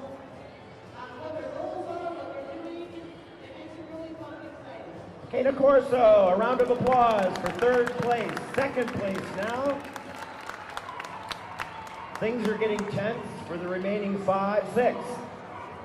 You're nervous? I'm very nervous. Don't be nervous. You're paid to make your decision. Only you are responsible for it. 2nd place, the Toller. Okay.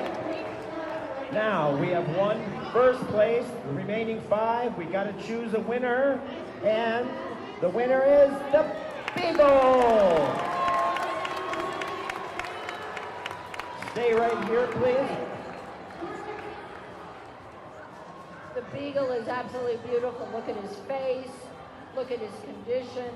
These all are wonderful, wonderful, happy, happy dogs to be here. And by the way, the Cane Corso is 10 years old. Round of applause for him. So if we could take the 4 around the ring together, and then you may leave. And a round of applause right around. Let's give them all a round of applause, and thank you for coming out for Dog Show 101.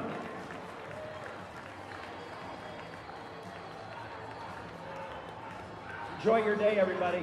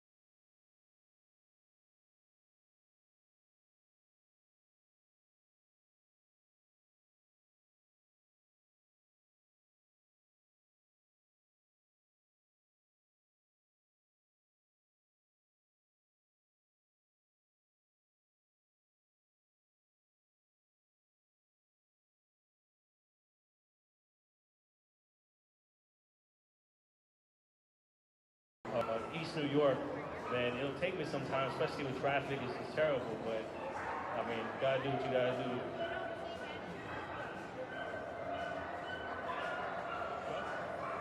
He's 4. Yeah, he got the grades already. He started like last year. But they'll do anything for that ball. I could throw it over a building, he'll try to chase after it. That's one of the attributes that they look for, because it's easier, especially for our purposes, to train the dog.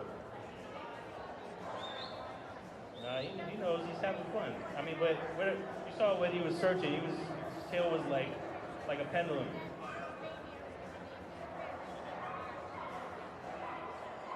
What age do you typically retire them at? Well, depending on their health, hopefully maybe 9 or 10. I mean, when they start slowing down, you see, I mean, everybody's dog owners, you see when their dogs are slower, they're not as agile, they're slower. I mean, if they don't have health issues. We adopt the dogs. I mean, they stay with us. I have another dog at home, German Shepherd, about a year younger than him. Initially, I had the Shepherd first. The Shepherd thought it was his house, unfortunately. But, I mean, he was the dominant one at one point, and then once I got them acclimated with each other, I used to walk them both with muzzles so they don't fight, because he's trained to muzzle fight. So technically, if I have a muzzle on him, he'll punch you. He'll punch you in it. My dog learned fast. So now he's the dominant one, but I keep them on, he's the basement. He doesn't go upstairs, and the other guy doesn't come downstairs. I leave there's no door in between, just a staircase, and they just, one looks up and one looks down. But they have fun. They have fun with each other still.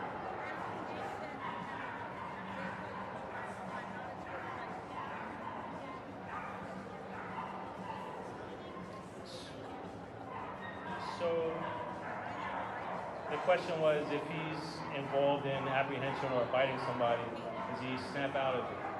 Some dogs are easier than others. I mean, he's redirected towards me. So say if I use that tool, the bite stick, and I take him off the bite, we try to maintain control of his head, just to make sure he doesn't come back at me. Because he has, I mean, not a full-on bite, but he has nicked me. I mean, because it's just like a rage mode. They're in rage. It's like primal. They're like, all right, because that's their ultimate prize. Like, if you like the ball, they go crazy for the ball. No, once they go crazy and they have a bite, they'll be like, ah. So if somebody's in a bite suit, which is what we do, like we'll have like an open area like this. Say, I mean, if we were able to have a guy here in a bite suit, run, send him. To take him off, I kind of gotta maintain control and walk him away. And I say, okay, all done, and we run off just to keep his mind not to think too much. Thank you, everybody. Coming up next is our scent work demonstration. They'll be setting up right now, and in the next 10 minutes, they'll be running their dogs in some scent work. So stick around.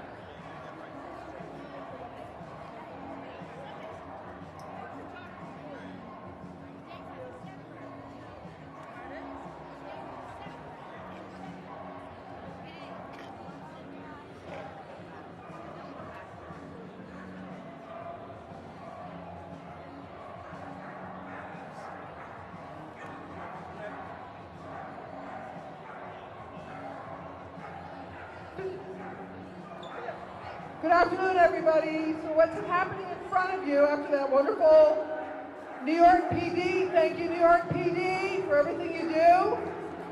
Round of applause for NYPD. Yes, in the house. All right, the next thing we're going to have coming up is the second and last scent work demonstration of the day. For folks that were here this morning, there will be 8 different dogs, 8 different breeds are featured over on the plaques over here.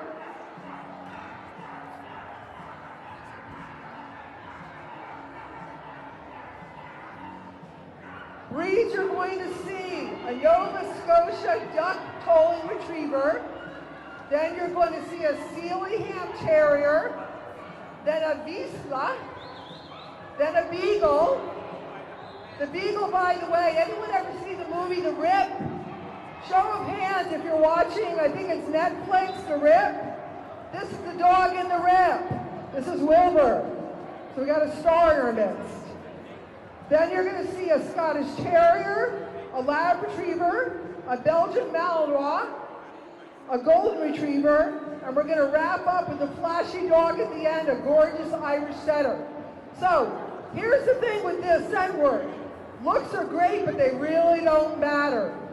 Dogs can do this sport from 8 weeks. Basically, I start working my dogs, imprinting them at 8 weeks, all the way up to, I think the latest is about a 16-year-old dog.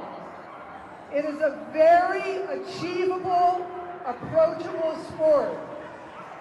In scent work, the dogs are looking for a specific odor, much like the NYPD Euro Shepherd that you just saw. In this case, the dogs are looking for an odor called sweet patula, which is birch. If you close your eyes and I say birch, that should remind you of sassafras, birch beer, or root beer. But here's the thing. It's 1 drop on 1 Q-tip in one of these containers. So the dog is going to go around this scene and they're going to find in each one of these little modules a campsite, totes, and some containers. Each one of these has 1 container that has odor in it. 1 drop, 1 Q-tip, 1 container, right? What the handlers are going to do is they're going to call alert. So listen for them to either raise their hand or say the word alert.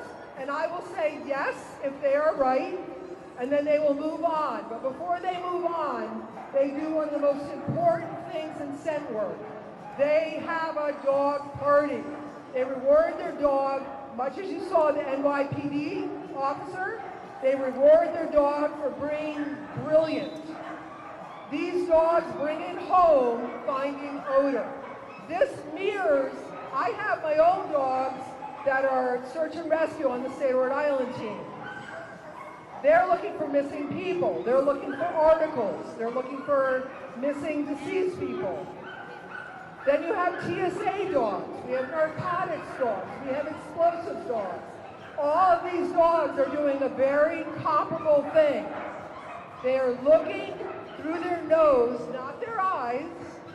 We humans look for eye candy. Who walks into a room and starts scanning what's going on? Dogs start. You're going to listen for that kind of sound from the dog. They breathe on a 2-way valve, so much more powerful than us.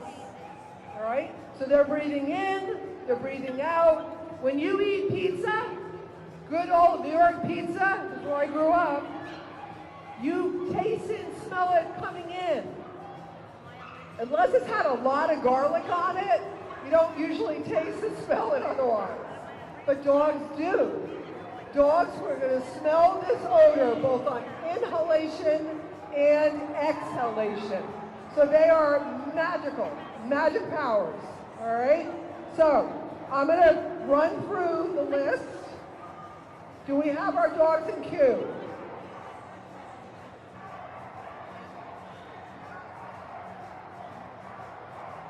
Woo, woo, woo, woo.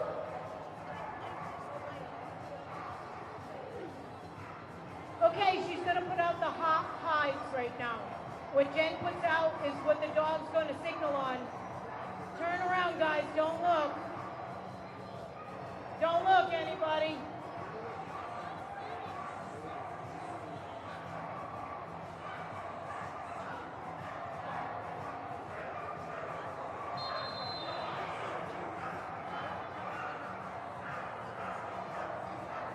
Okay, you see where she's putting them? That's where all the action's going to happen.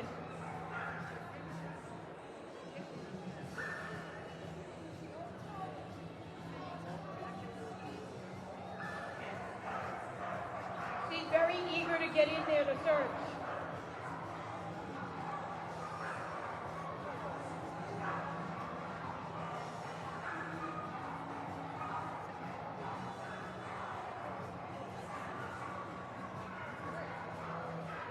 Okay, guys, our first dog today for scent work. Remember, 4 hides is Team Reef and his handler, Pamelia. Reef is a 5-year-old male Nova Scotia duck tolling retriever, nicknamed Tollers. Loves food, loves squeaky toys, and the indication that Reef is going to give Pamelia, so Pamelia knows he's right on those secret squirrel boxes I just put out, is a nose on the hide and a hold. So I want everyone in the audience, don't yell, because we want to make sure Reef's doing his job, but as soon as he's made the find, we'll move on. All right.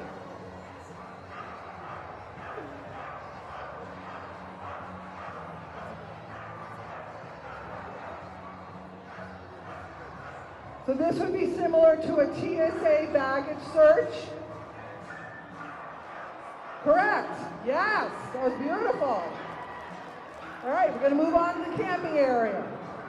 You saw that nose go right into the odor. 1 drop, 1 Q-tip. Really minimal amount of odor. Now we're over in the campfire area. Beautiful, nice alert. So that nose at source and looked up at Pamelia. Now we're going to go over to what are called containers.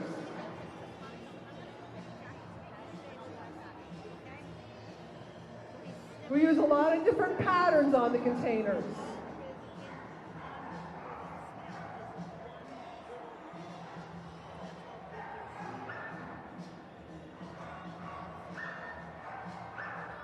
There we go, there's a lookup.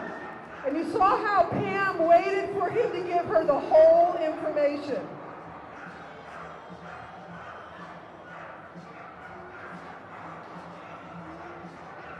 They love this game. This is a great game on a snowy day.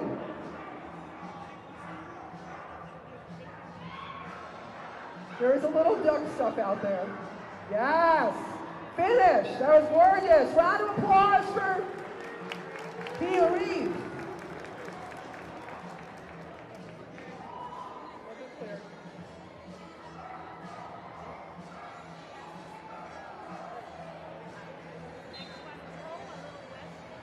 All right. The next dog up is Pippa, aka Pip. Pip is a female Sealyham Terrier. Pretty rare breed, 9.5 years old, loves her liver treats and real meat. This is a real meat kid. Looks at Bev, the handler, and they do a sit pretty if she's feeling especially spicy today. All right, Bev, have at it.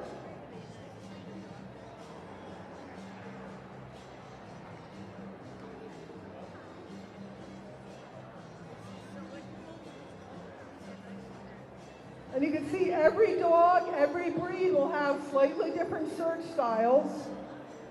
Pip is very, very meticulous.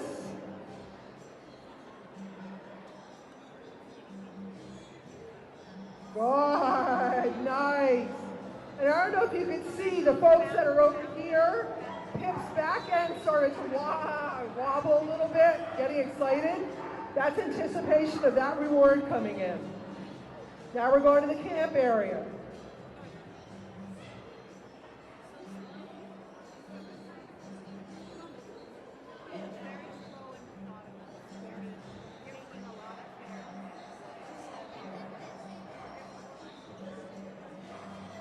So there were herding ducks out here before us, so there's some interesting distraction odors.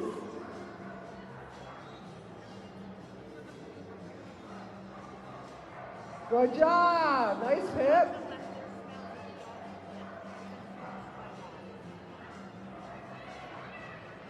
Right now, Bev's going to move to the container area.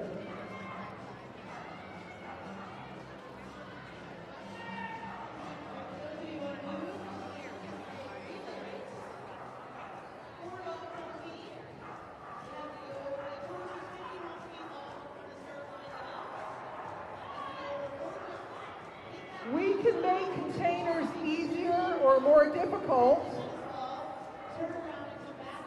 Nice job. by having them laminated, having them heavy, having them taped shut. So if you're thinking you need a brain game for your dog, scent work could be right up your alley. Lots of scent work clubs out there. Now Bev's going to run the last set of containers in the round.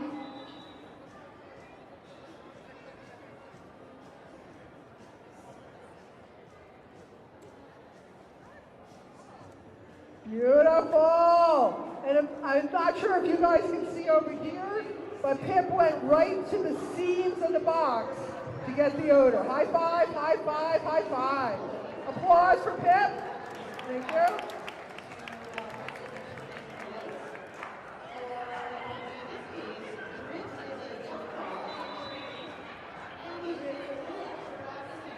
All right, our next team, number 3, is Christy, who hails from Team Stevie, coming down from Vermont. Female Wisla, 4 years old, really beautiful Hungarian hunting dogs, loves toys and chicken. We'll do a soft paw tap at source. All right, ready to go.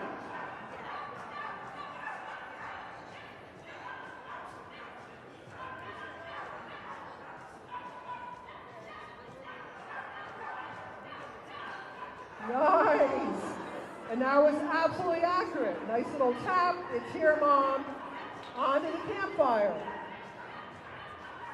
You'll see a lot of the handlers using log lines. We often can run them off lead as well. Good job.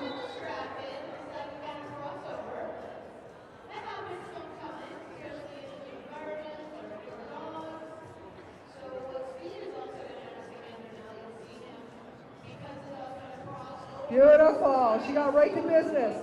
Anyone watching her, you can see she actually got that odor coming into the purple box on the other side.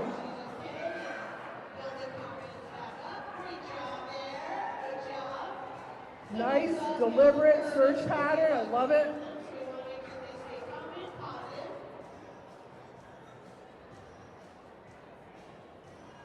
She's in an odor cone. Boom. She's on it. Good job. Nice job. Round of applause.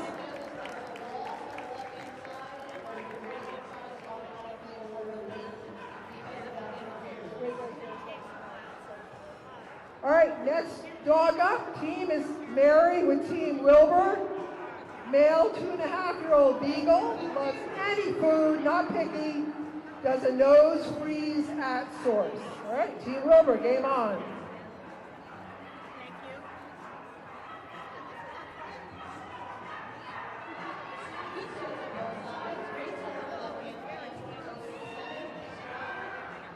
Nice, good job. Nose right in there. So Steve is stopping the race for safety reasons. You'll notice that Joan lost towards the box. The slat on top is bowed. Nice. We call that detailing when the dog's working every angle.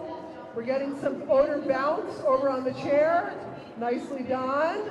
Beautiful, Wilbur. So an odor plume does not stay fixed. Winds, doors opening, and honestly, the warmth of all of you around the ring is building up a heat dynamic out here, moving the odor around. Well done. That was great. Wilbur's not wasting any time on this. And the last container in the round. Look at that prance. He's proud of himself.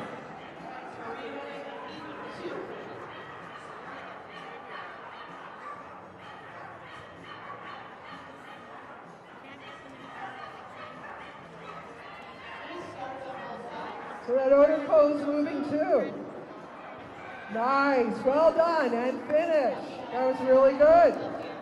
Well done, Wilbur.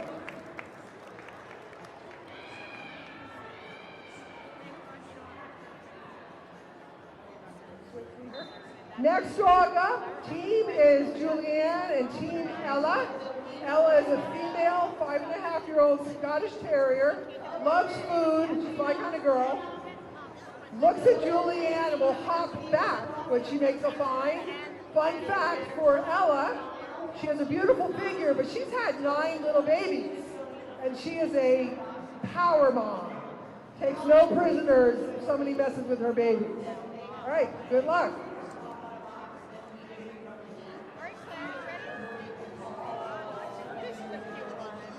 She's pretty darn cute, isn't she?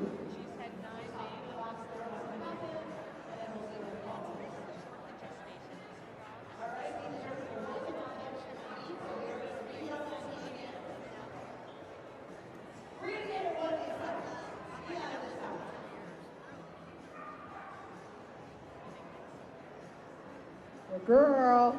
So the interesting thing she did on that search is she changed her gait as she came past it. I call that the gait of indecision. She's like, I think I got it. Good job. Nice. She got that coming in. Some dogs will do what's called thresholding, where they literally figure out the odor problem right as they come in the door. Beautiful.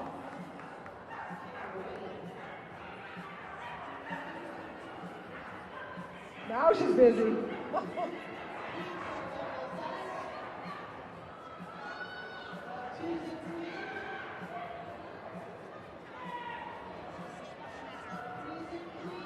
You see, Julianne, even though it's a shorter leash, she's being very light on it, letting Ella do the work. Yay! Good job! That's awesome. Round of applause for Team Ella. Woo!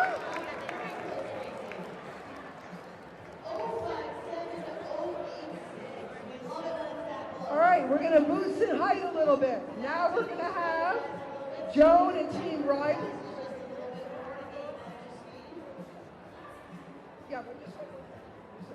Joan and Team Riley.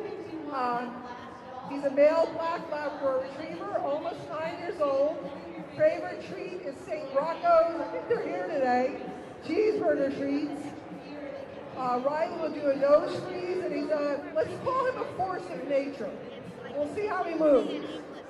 Whenever you're ready.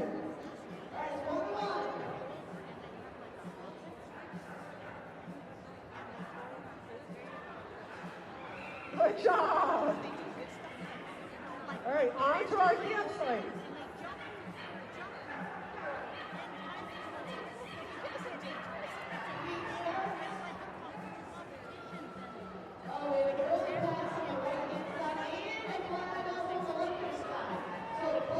Nice. That's beautiful. Look how busy that odor is now. It's pushing way out across the room. In fact, for the folks sitting over there, you're becoming part of the odor plume.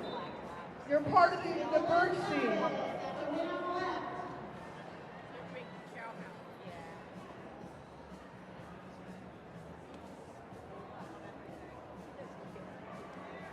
Wow, that was great.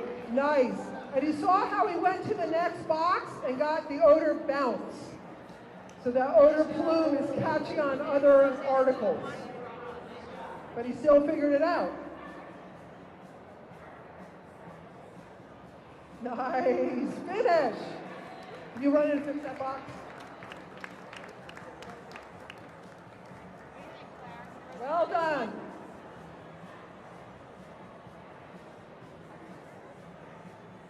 Thank you, Greta.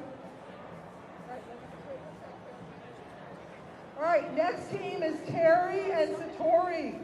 Satori is a 3-year-old female Belgian Malinois.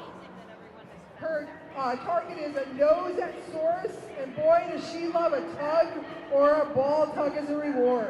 Whenever you're ready, Terry. So the Belgian Malinois are used a lot in law enforcement. Beautiful. That was gorgeous. I'll have you fix that.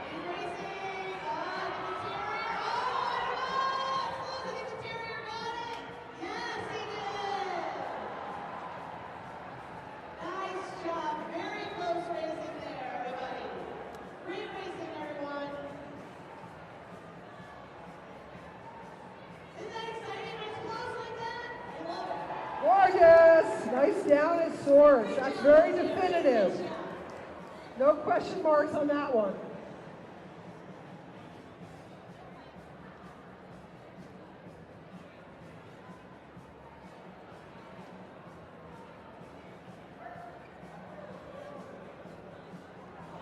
Nice. That was gorgeous. And again, we're seeing that odor bounce off the purple box. The dogs have to do a lot of real-time calibration to figure out where the strongest source is.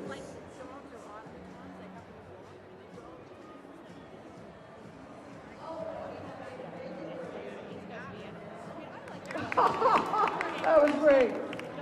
Round of applause for Team Satori. That was beautiful. That was great.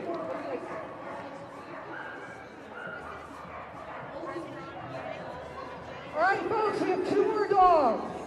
We have Annette with Team Wilson. Wilson and Annette hail from New Hampshire. He's a 4-year-old golden retriever, loves food and games, and he will do a nose freeze and look back at Annette. It's a restaurant group where I've been to their other restaurants, but this is new. And so it's sort of like a best of all of their menus. A lot of small menus. Yeah, right? Textbook. Taking it from our house to the restaurant. Well, tonight, Hannah's going to come and play with you guys in your bedtime, and we're going to go out to dinner with Hannah Sheila, okay? But you get Hannah. She's the best. So that chair, very interesting, is catching a lot of the odor. That fabric of the chair is becoming sort of an odor sponge. So the dogs have to rule that out. Nice. That was beautiful. On to the containers.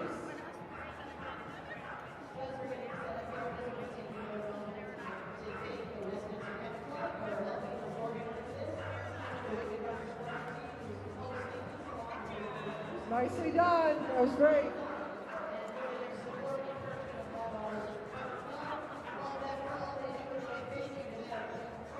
That's a special day. Beautiful. That was very cool because he did a circle into the odor, kind of went out to the edge of it, and came back into the strongest source. Round of applause for...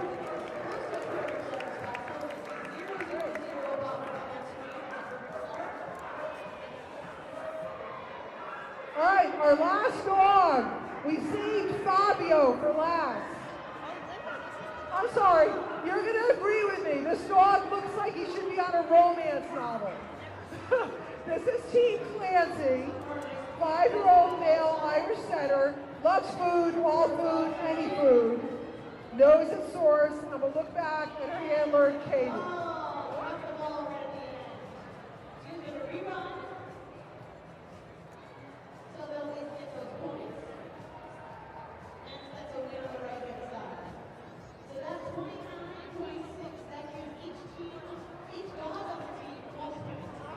Well done. Say, come on, Mom. You're taking too long. You think these dogs like the game? Well done.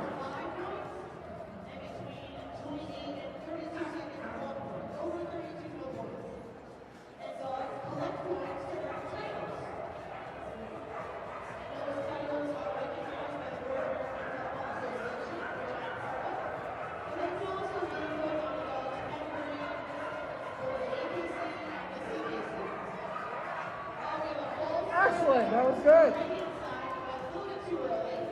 Big scent code over there.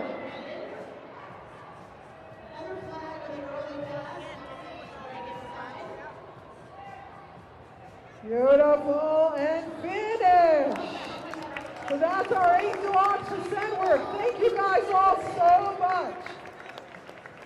All right, we're going to do a really fast breakdown. Hang tight because there's at least 2 more sets of different demos behind us that are well worth the watch. Thank you all.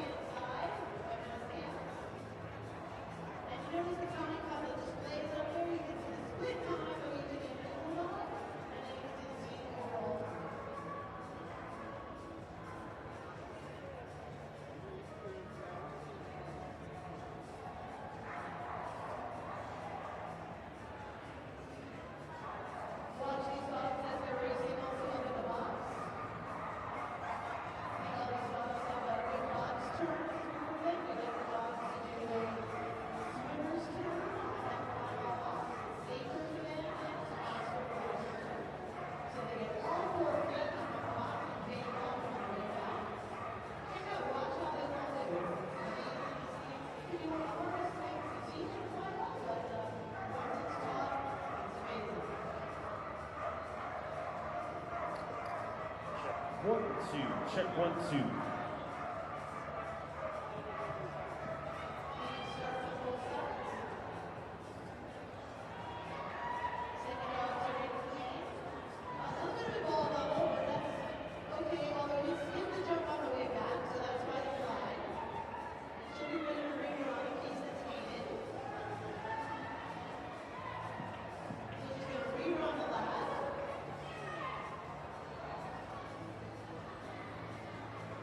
Good job there. Nice job. That's a win for Mass Chaos.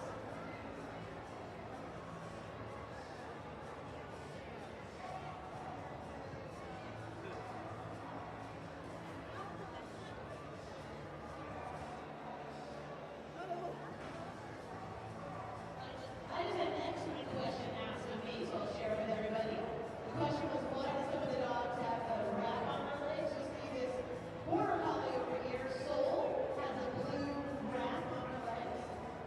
That is for the most part because some dogs when they're coming back, especially on the turf, they can kind of, their hocks kind of rub against the rug and they can burn their hocks. The skin can get burned a little bit. So just as they're coming back, they slide.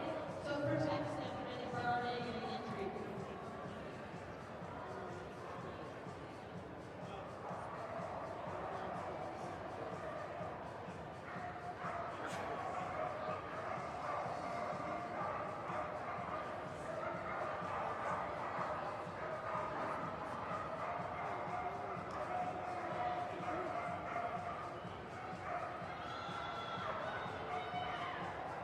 All right, so we had Emily start on the right-hand side. That's the flag. So she will get ready to rerun in case it's needed.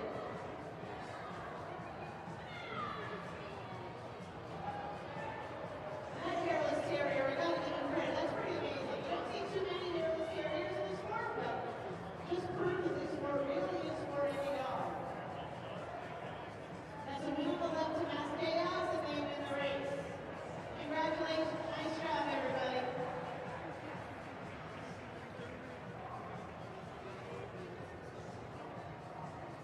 Just as we're getting ready for the next race, a couple of fun facts about fly ball. As I stated earlier, fly ball has been in existence for a long time. It was founded about 42 years ago by the North American Fly Ball Association by some teams in Michigan and Ontario. But this is a worldwide sport. There are teams from the UK, Japan, Australia, Germany, Finland, France, and one of our clubs, some club competition this year in Ontario, is actually going to be going over to the UK in a few weeks to compete in a World Fly Event. Very prestigious event they've been going to. So it's really exciting. We wish them the best of luck. Every year, the North American Fly Ball Association hosts our national championships in Indianapolis, Indiana, at the state fairgrounds there. So if anybody's in Indiana next September, come on out to the state fairgrounds. Hey, stay tuned. We're going to be starting our obedience demonstration in about 5 minutes. We'll be talking about some fun things you can teach your dog and showing you some of the many things trained dogs can do.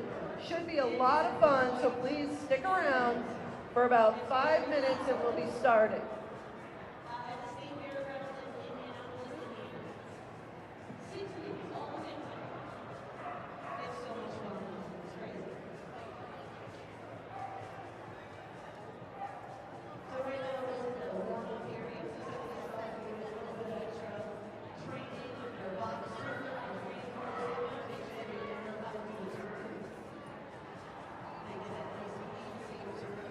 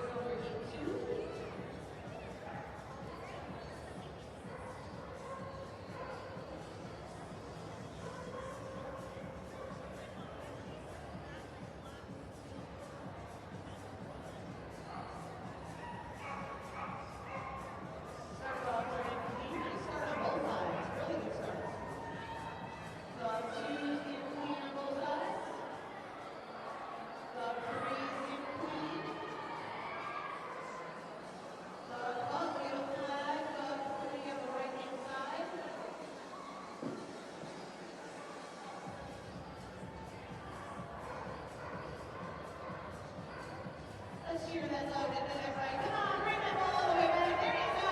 Good job. Okay, we're getting ready to start our obedience demonstration. Today we're going to talk about how to teach your dog to do some of the basic obedience behaviors and then show you how that's going to be utilized in regular life and in all the fun things that you can do with your dog. So to start out, we've got our two puppies out here. They're both about 6 months old. And they're going to start off with some of the good behaviors that we teach all of our dogs. The first one is walking on a leash. So you'll notice the handlers have some treats and they're rewarding the dogs for coming towards them.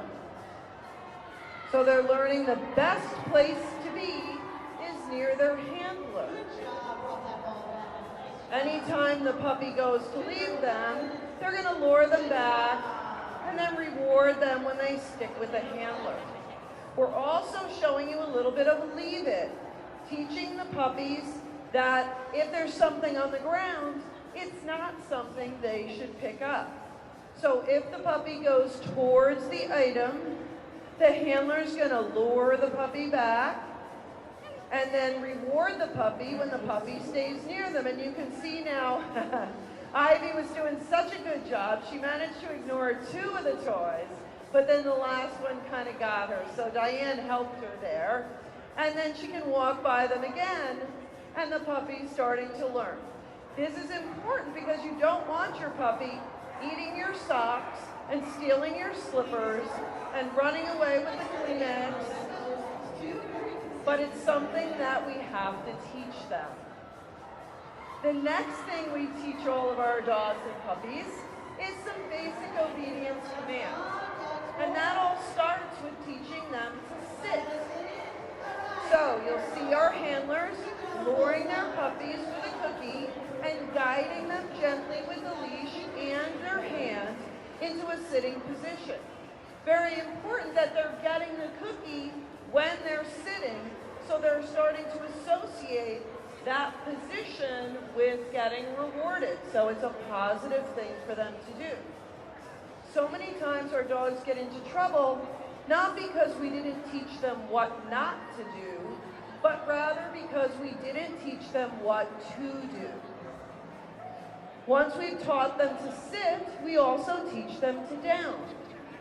So we're going to use a cookie, and we're going to lure their nose towards their toes. We don't want to force them into a down position, or they're going to resist us. So we stick a cookie on their nose, we lure them down, and we gently guide with our hands in the leash. Once they're in the down position, that's when they get the reward.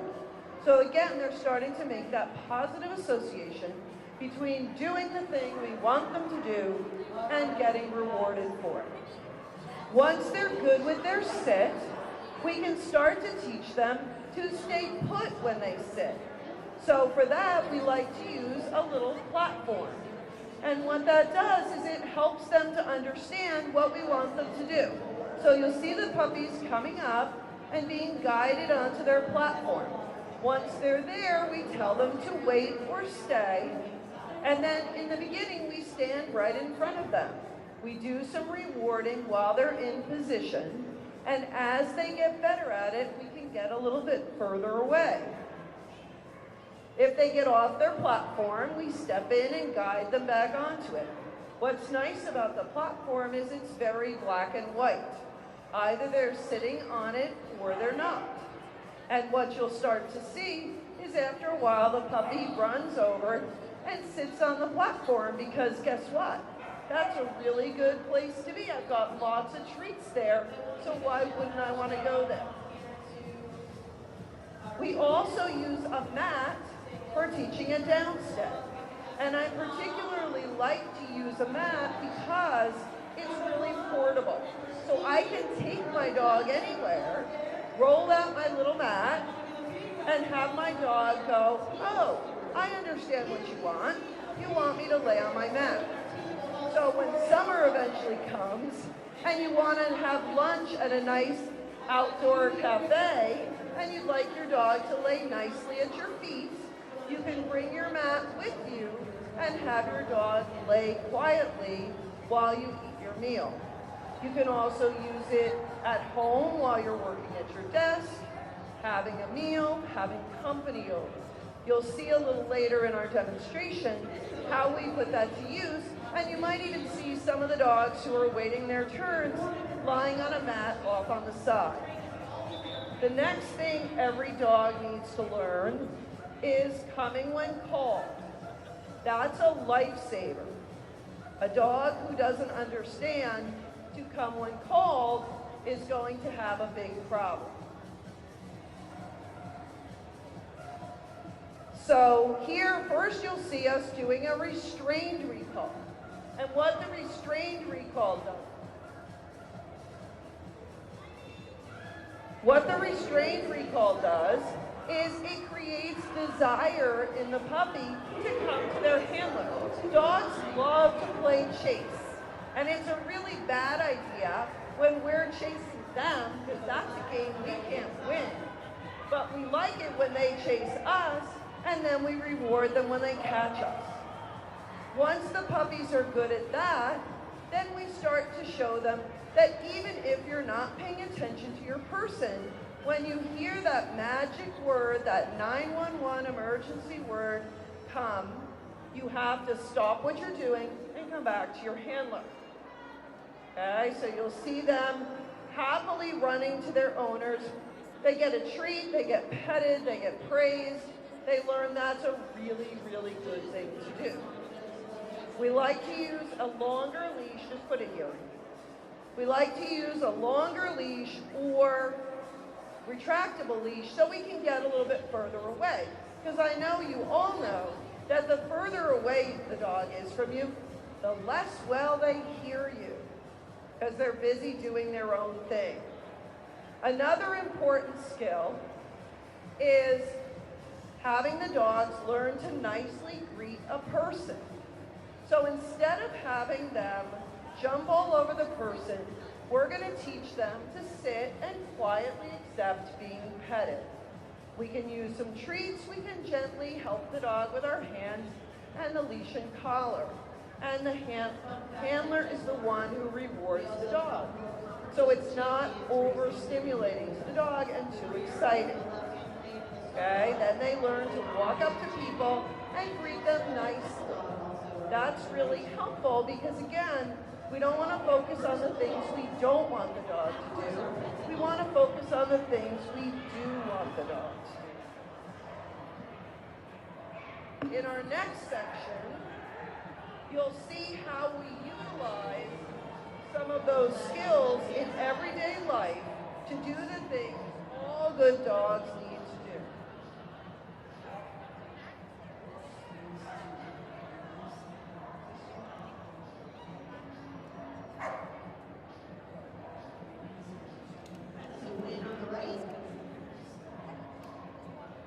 Okay, on our next exercise, what we're going to see is a dog walking on a loose leash.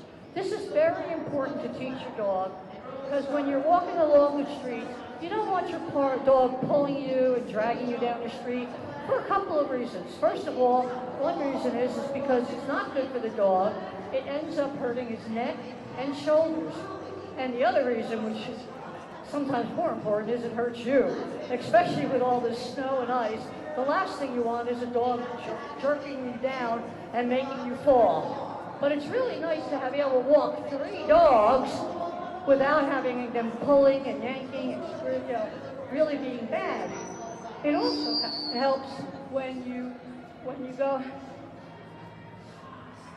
walking, that it's mentally stimulating, that they're able to walk. It makes it pleasant for you.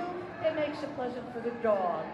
So there's a better chance that you're more likely to go and explore different areas with your dog because he's walking so nicely on a leash. And it also enhances the bonding with your dog because he's relaxed, you're relaxed, and you're not having a power struggle. So get out there and teach your dogs how to walk nice on a leash and enjoy your walks. Okay, the next thing we're going to show you is how we utilize our sit and down stay behaviors. The first one we're going to do is using our sit stay when we feed our dogs. So you'll see Barb is going to take her food bowl and she's going to place it out after telling Liza to wait. And Liza's going to sit and wait to be released for her food. This is one of my favorite exercises because it's something you can easily do with your dog every time you feed them. If you practice this twice a day, every day, your dog will become really good at it, like anything else. Now, Sue's going to place Maggie's bowl out and then release her to her bowl. So that's a really fun and easy way to do it. Next, you'll see Colleen sitting in her chair, and she might be eating lunch, she might be answering her emails, and Chloe is very happily and comfortably lying on her mat. As I said before, you can bring your mat with you wherever you go, and you'll have a way to make your dog comfortable and for them to understand what it is you want them to do. So that's a super helpful one. Another use for the mat is most dogs, what happens when the doorbell rings? The dogs go crazy. So instead, what we like is to teach a better behavior. You're going to see Allie run to her bed when the doorbell rings.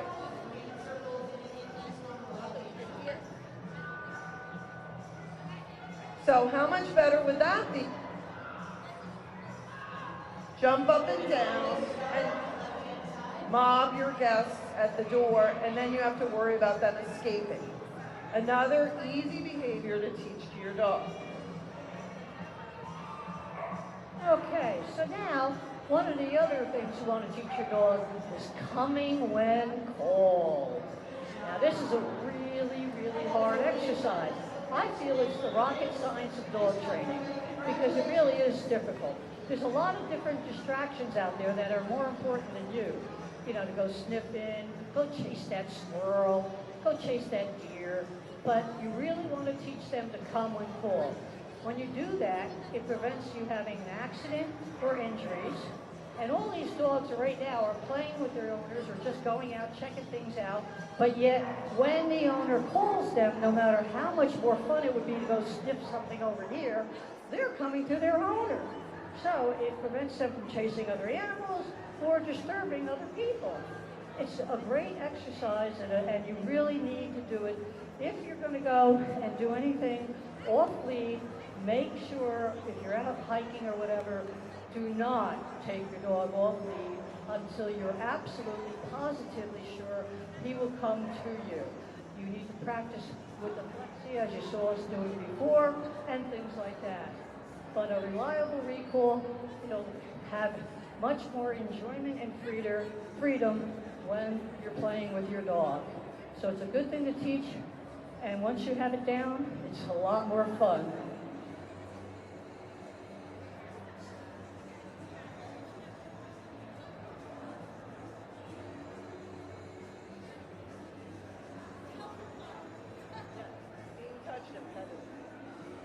Okay, another application of teaching your dog how to greet people responsibly is the test that's part of the AKC's Canine Good Citizen Test, which is something I recommend that you take a look at because it's a great gauge of whether your dog has the basic skills. Here you'll see Colleen and Kathy walking up and having a polite interaction while their dogs just sit quietly and ignore each other. It's a great way to demonstrate that your dog is under control around people and dogs. Another useful application of teaching your dog how to be touched and petted and interact with other people, and one that your veterinarian will thank you for, is teaching your dog how to be examined by the vet. Going to the vet is stressful enough. If your dog doesn't understand and isn't comfortable having their teeth looked at, having their ears looked in, having their feet picked up, being touched all over, it's a very stressful experience for everyone. for the dog, for you, and for the veterinarian as well. Here we have Caitlin, a veterinary student, being our veterinarian for the day. Again, your vet will thank you very much for getting your dog comfortable with being touched and petted.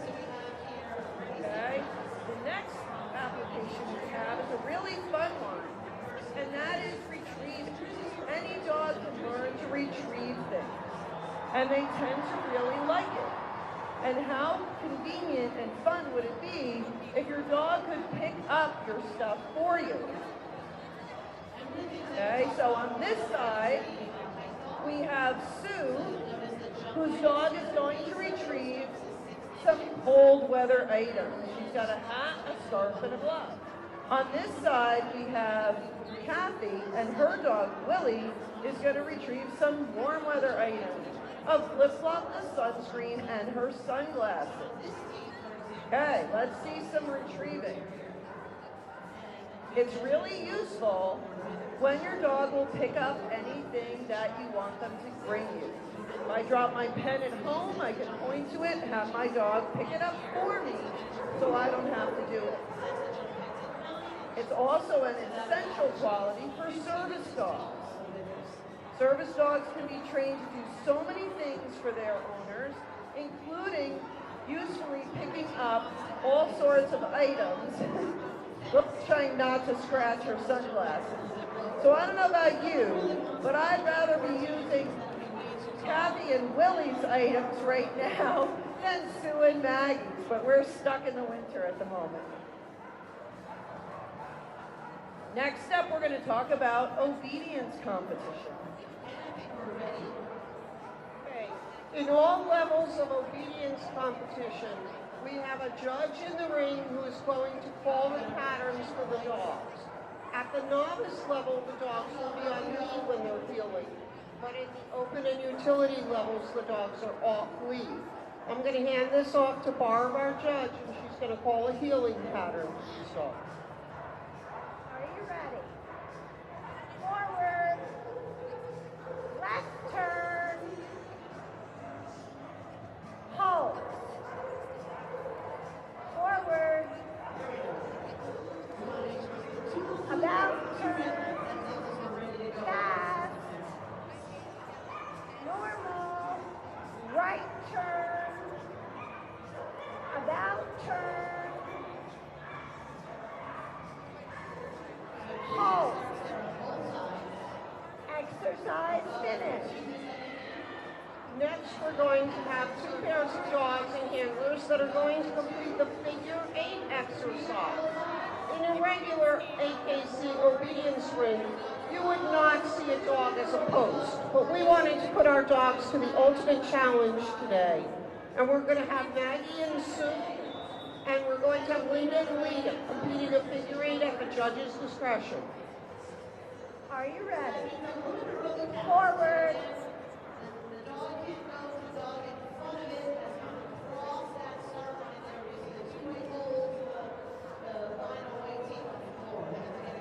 Hold. Forward.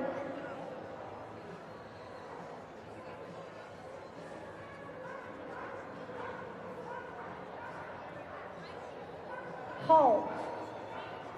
Exercise finished. Pinwheel.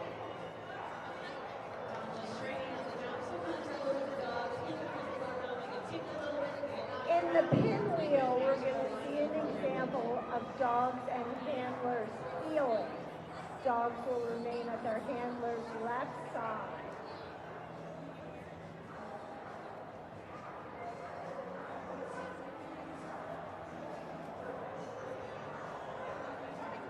Forward. Look at them doing an awesome job staying in line. They look like the Radio City Rockets, except even better because they have dogs. This requires exceptional attention from the dogs. About turn. Forward. You'll see the handlers on the inside have to move very slowly, and the handlers on the outside are almost jogging to maintain position.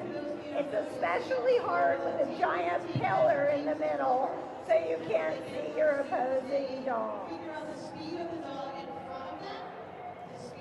Exercise finished. Moving down will be next.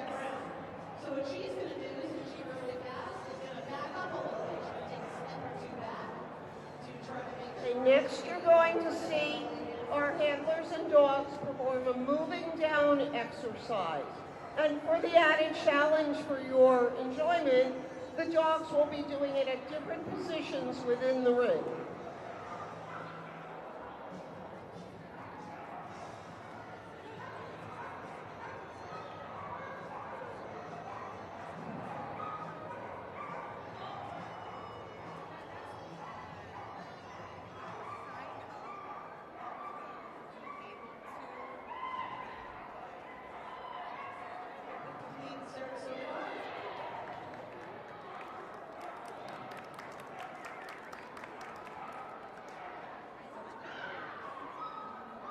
Notice how each dog must stay in their designated position until their handler returns and then eventually releases them. We'll start with the back dogs, move forward, meet up with the others, and end at the end of the ring. Exercise finished. We have a big hand for everybody, please. Command dominoes is what we're doing next. Okay, we're going to make good use of our pole at this point. Our handlers are going to arrange themselves around the center pole, and they're going to do a series of exercises with their dog, including a stand, a down, and a sit. They'll lead their dogs, return to their dogs, and at all times the dog's supposed to pay attention to his or her own handler.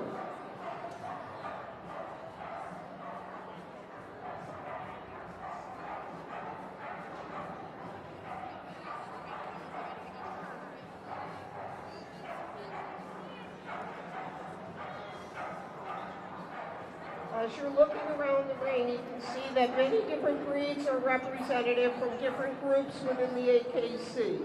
We have a Kelpie, we have a miniature poodle, a couple of Labrador retrievers, an Australian shepherd, and a Brittany. All of these dogs have advanced titles in one or more venues within the AKC.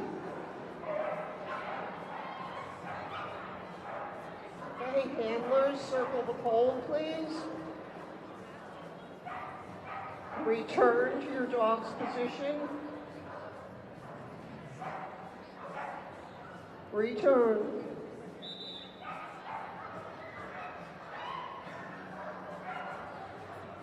Exercise finished. Another big hand, please, for our most impressive dogs and handlers.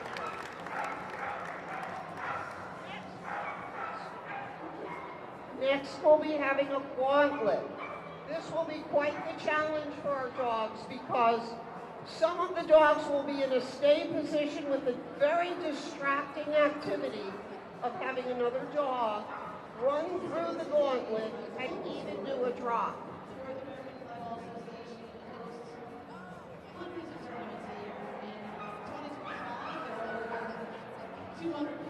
Okay, handlers, leave your dogs.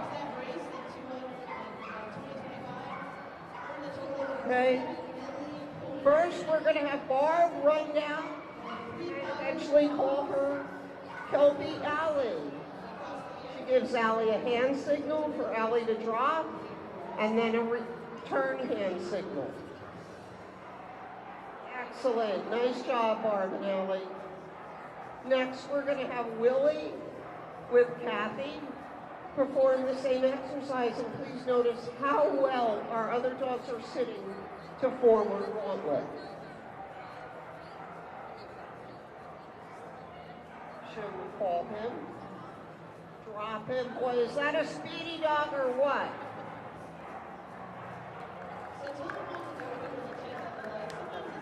Call your dog. And the dogs return to heel position. Again, a nice hand for our large group of dogs and handlers here.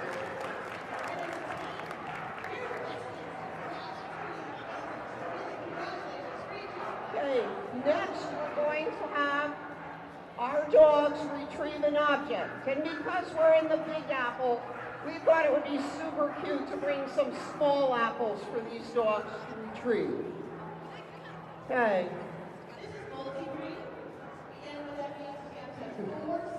Some of the dogs have a lot of fun with their apples. All right, handlers, place your apples. Leave your dogs. Forward. Oh, with your dogs. I'm so sorry. Okay, now again, these dogs will be challenged by not all going at the same time. Okay, first handler, send your dog.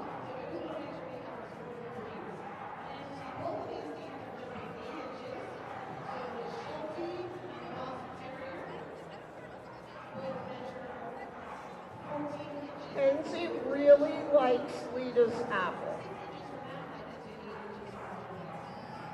Let's see if Lita likes Kenzie's apple. Oh, they are such good dogs. All right, now Brooke, the golden retriever, is going to go get her apple.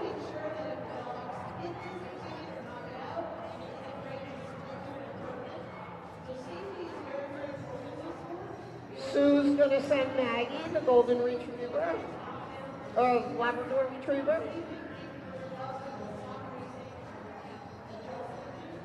Now comes Chloe the poodle. She's a speedy girl. And Barb sends Allie, the kelpie. All right, everyone finished, please? All right, thank you all. You are a great audience. All right, next, we're going to have a relay race, so we want some cheering from our audience. We're going to have 4 dogs in quadrant 1 and 4 dogs in quadrant 3. The rules here are simple.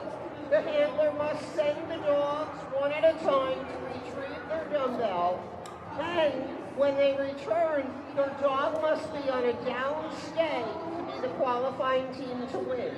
We have the gold team over here, purple team over here. Let's say cheer for your favorite team. On your mark, get set, go. All right, let's see.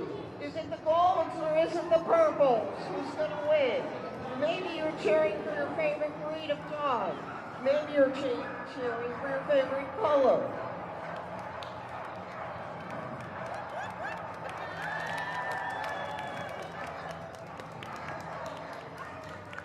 Oh, it looks like the golds have taken it. That's 2 for them today. All right, next we're going to do articles, and we're going to ask for a little bit of audience participation in this. We're going to have 4 teams of handlers and stewards in the room. The steward is going to have a bag of articles, and the handler needs to select one article and send it. Today, we're going to have an audience member select that article. So as the stewards come around, they'll pick somebody to pick an article. Okay, they'll return the article to the handler. The handler will impart their scent on it. So whatever quadrant you're in, pay attention to which article is going out when the steward puts it back. Handlers, hold up your articles once you've scented them. And stewards, place your articles on the ground for the remaining articles.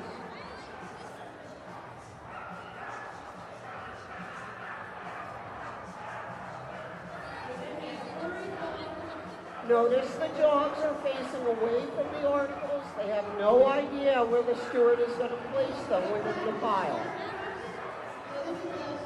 Okay.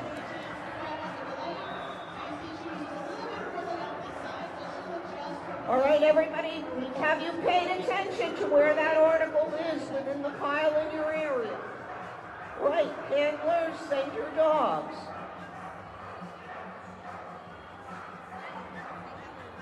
Hey, pay attention, are they getting the right one? Looks like Allie has, looks like Willie has, and Rita and Maggie were a tie there, bringing in theirs. Nice job, people.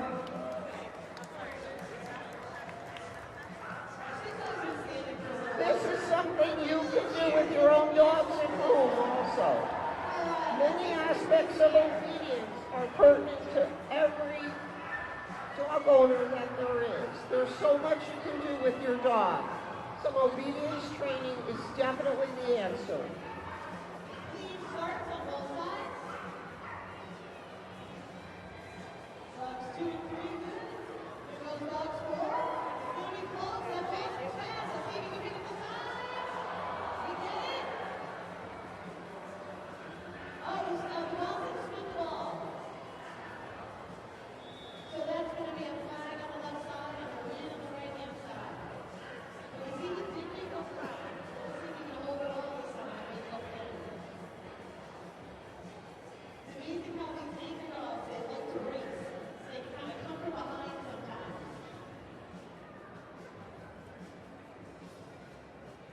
Okay, next we're going to see the event called confirmation. This is typically what is referred to as a dog show event.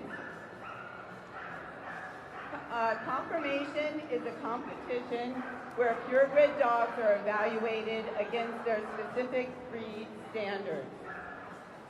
The evaluation is based on movement, temperament, and structure. As you can see, these dogs need to have basic obedience skills. They're all standing so that the judge can do a visual evaluation.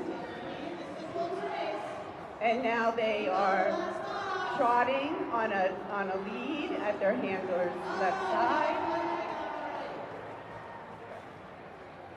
Good. So now they have to stand and accept the judge touching them. She's going to run her hands over their body, check their teeth. So the dogs have to allow the judge to touch them and not interact with the judge, remain focused on their handler. The purpose of a confirmation event is to select dogs for breeding. So confirmation dogs are not mixed breed or altered, meaning spayed or neutered.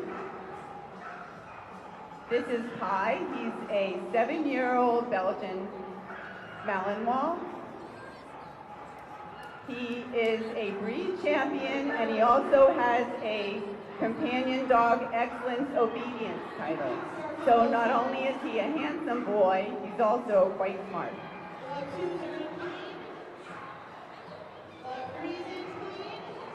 The next dog up, this is Liza. She's an Australian Shepherd, and she is 2 years old, and she's just beginning her breed and obedience career. Her handler, Barbara, is training her in obedience, taking classes with her. Good.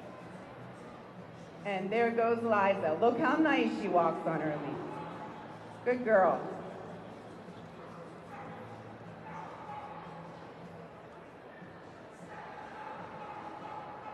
In the confirmation ring, the handlers are allowed to use food. It's called baiting, so that they can hold the dog's gaze and attention so they stand still for the visual evaluation by the judge.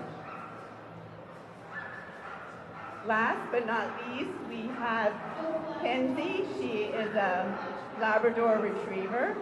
She also has her championship, and she has a high-level obedience title called the Utility Dog title. So beauty and brains in one package.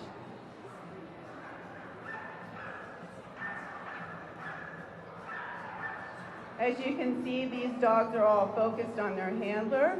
They're not they need to be accustomed to being around other dogs, so they're not trying to interact or play. They realize that they have a job to do today. Oh, we have a false start on the right-hand lane.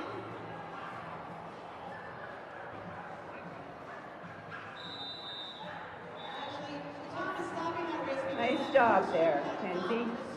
Good. All right, now the judge is giving them a final look. They're posing them. They have to stand still.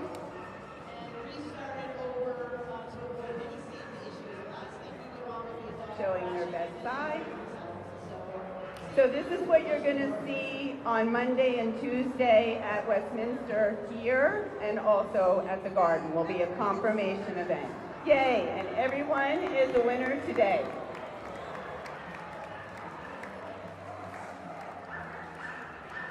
Okay, next up we're going to talk about agility, which is what's going on over there in those two rings today.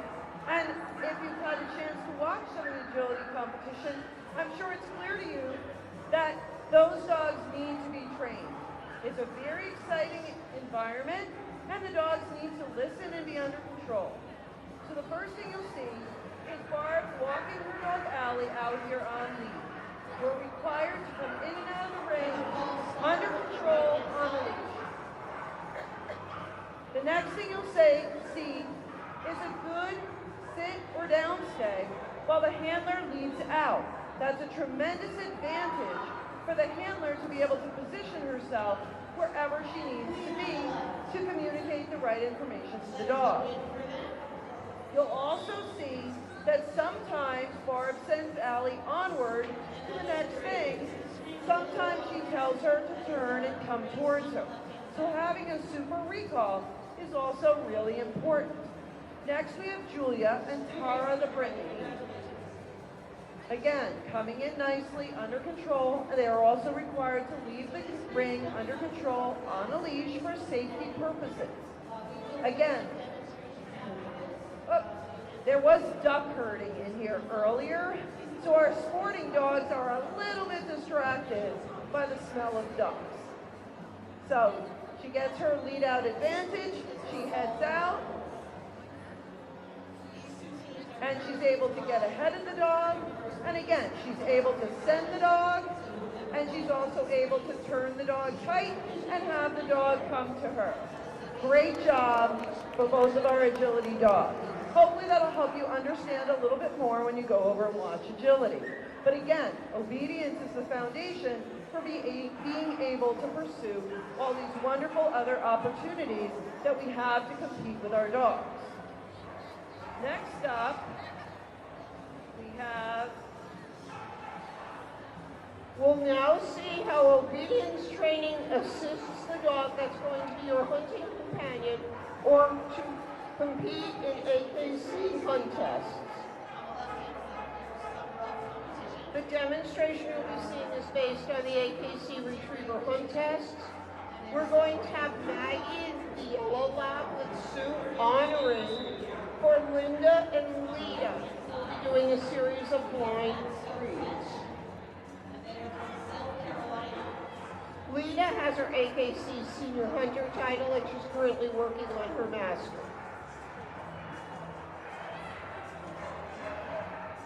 These ducks that are very adorable that she's retrieving are called Dokins, and they're used for training retrievers.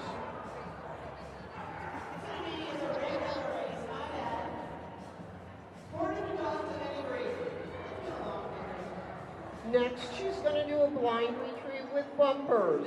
It's very interesting that they use orange bumpers because dogs cannot easily differentiate between orange and green, but handlers can. The dog must stop when she whistles and wait for her command. She's now sending her to a different bumper.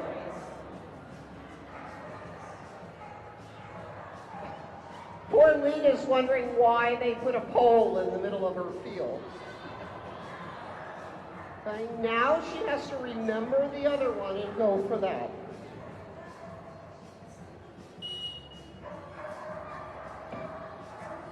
This takes a high level of training for this dog as well as great natural instincts. Again, there's a reason to select the purebred dog that you select. Each dog was bred for the purpose of something that should fit your lifestyle when you pick the right breed.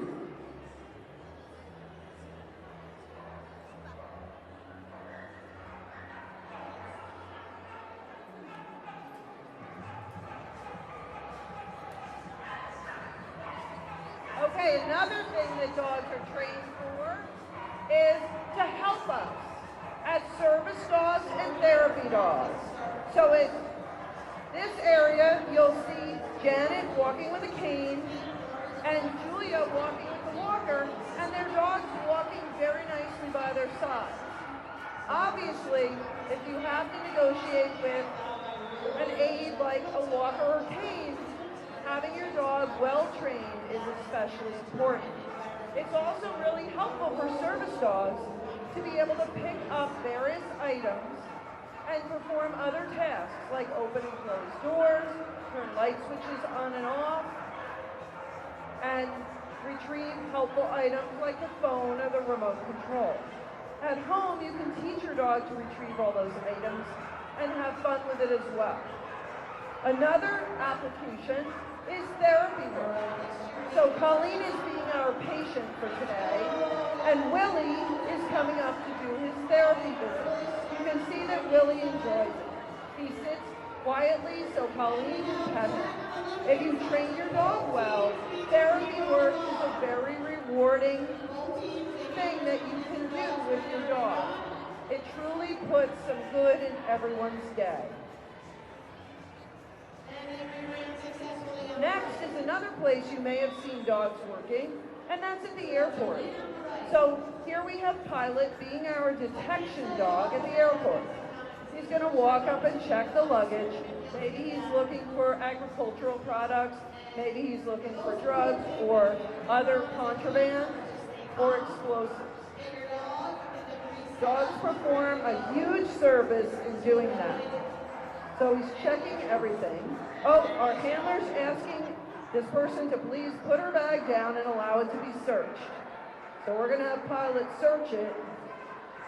Oh my, he's definitely alerted on that bag. We better see what's in it.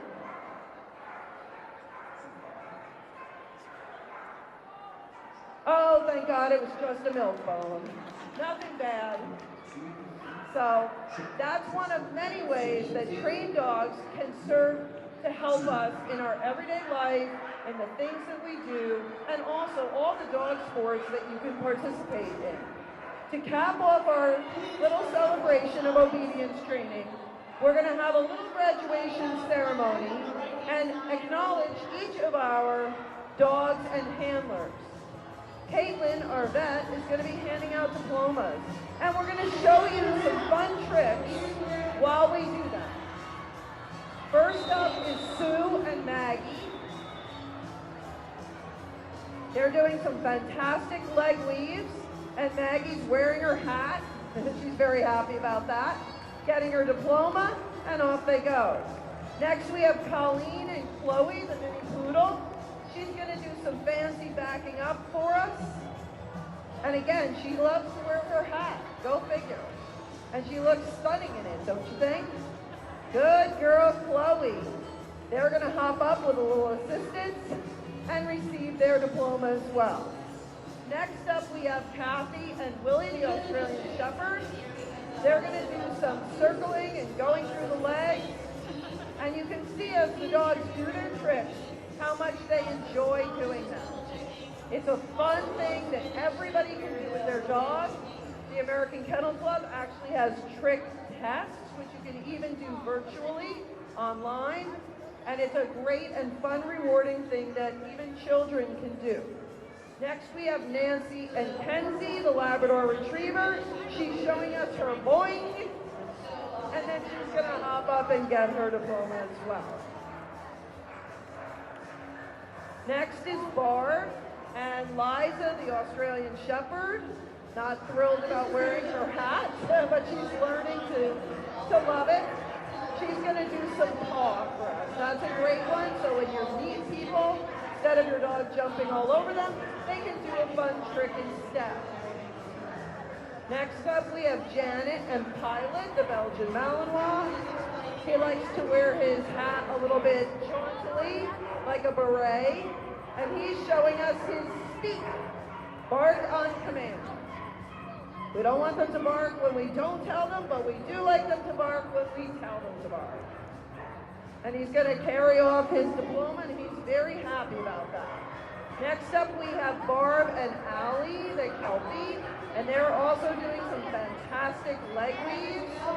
And then they're going to hop up, and Allie's going to carry off her diploma.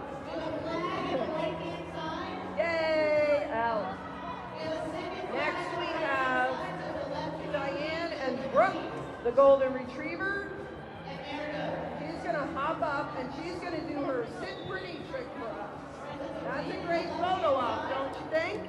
After the performance, if you want Diane and Brooke to do their sit pretty so you can get a photo, I'm sure they'd be happy to oblige. Next, we have Julia and Tara, the Brittany, and they're going to do some sidestepping. That's a fancy move that we actually use in rally competition as well.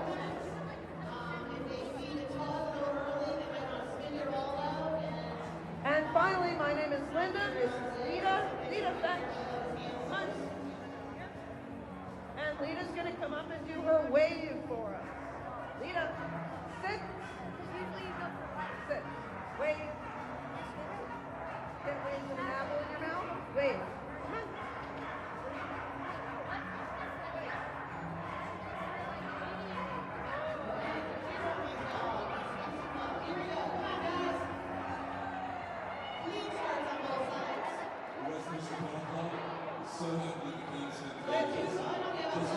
Thank you very much. We hope you enjoyed our demo.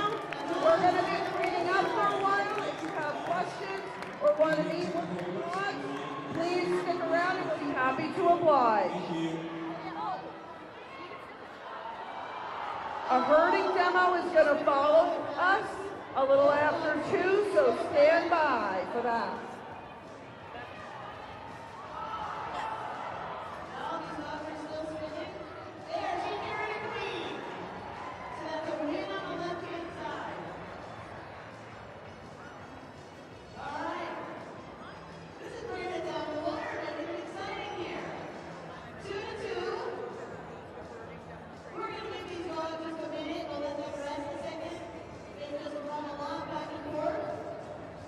People ask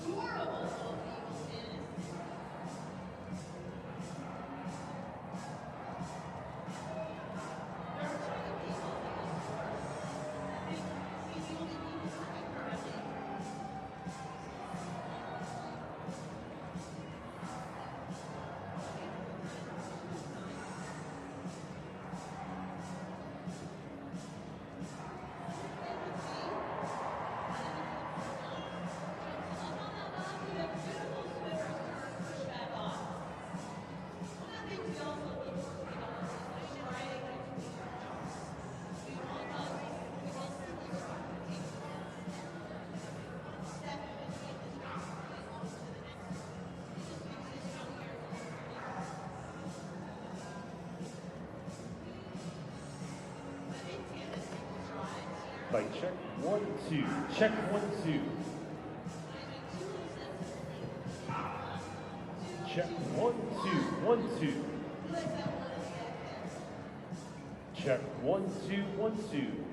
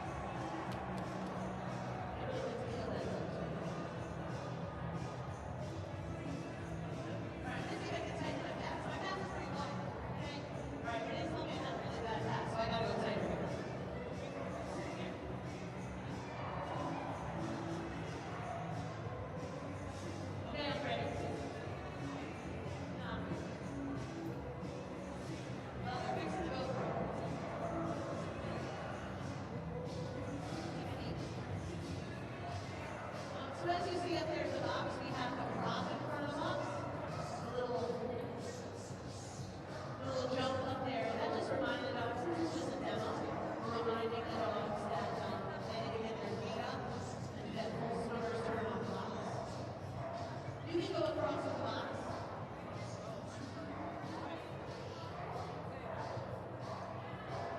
That's just a training aid. We can't use that in competition. We can use it during training.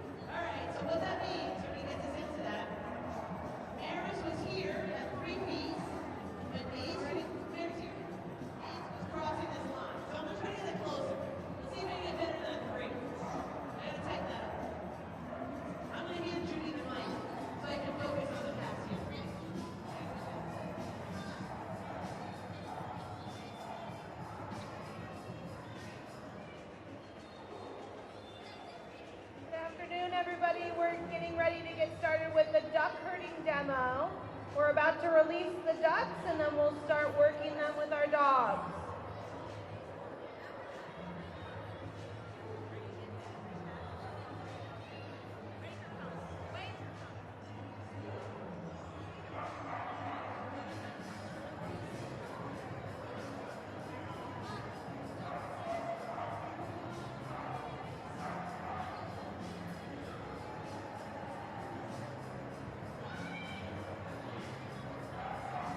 All right, Gus is off.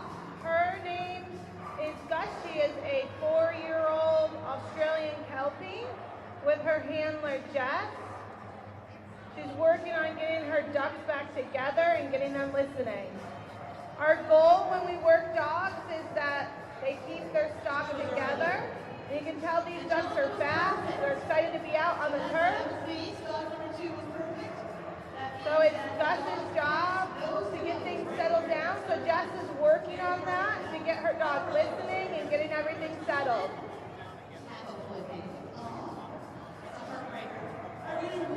Gus is a trial dog in addition to a useful chore dog. You can see it takes a lot of self-control, and Jess has a lot of commands on her dog to get her to settle and steady up. You can see that one little hen quacking back at Gus saying, hey, don't put pressure on me. You can see her bobbing her little head. So that's how Jess knows that her dog needs to slow down and settle. And you can see from when they started, now her dog has them in a better group and is slowing things down.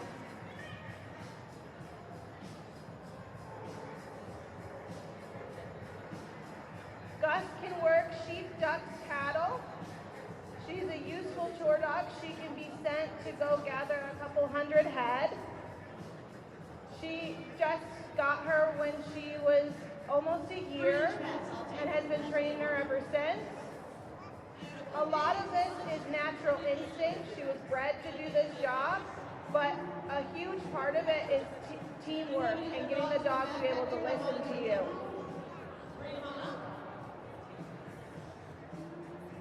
She has a stand on this dog. Some of our dogs have a lie down. Some of them have a stand or a sit. It just depends on the dog. So she's calling her dog off. We're done with the demos because it's 2 o'clock. That means it's time for awards.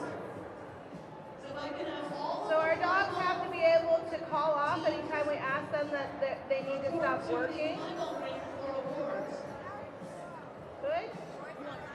You can see that she puts the pressure on, steadies up, and then takes the pressure off when needed to get these ducks to slow down. These are called Indian runner ducks.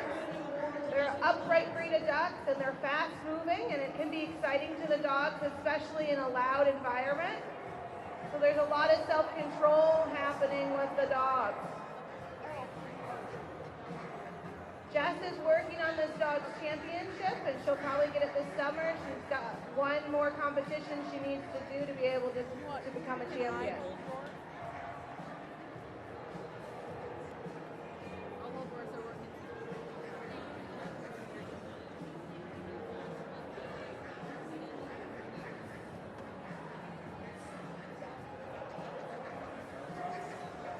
So there's one hen in this group that doesn't like the others. Maybe her friends are back in the other group, so the dog has to work hard to keep that duck with the other group. And that's like how it is in real farm life. Sometimes the stock just don't want to do what we need them to do, whether it's getting them into a trailer or moving them from pasture to pasture. Our dogs have to be able to rate themselves and adjust to whatever's in front of them, not just the perfect type of stock. This is Gus' 4th year doing demos with us.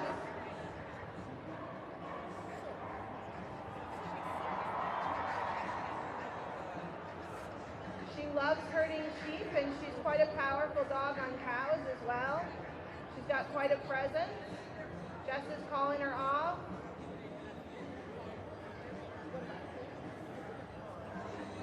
The stock stick that Jess is carrying is to help give the dog information information. So sometimes we block an entrance and the dog has to listen to that and flip the other direction. That hen's sassy, that dog's really having to work hard to get her listening.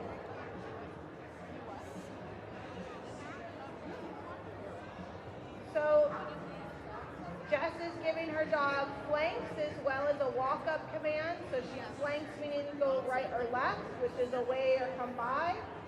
And then we do a walk-up, a stop. So these dogs have to be able to understand each of our commands quite well and under a lot of pressure and quickly as well, especially if you're doing trials. You need your dog to be able to take a lot of commands very quickly so that you can navigate through the obstacles. A good farm dog can do the job of multiple people.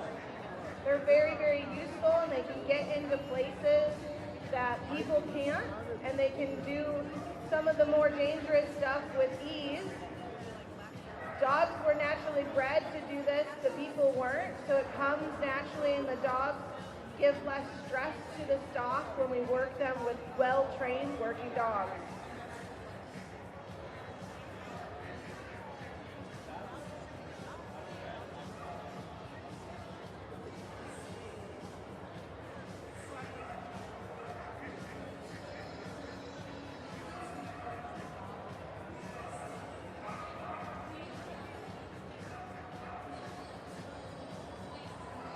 Is navigating through the cactuses over there.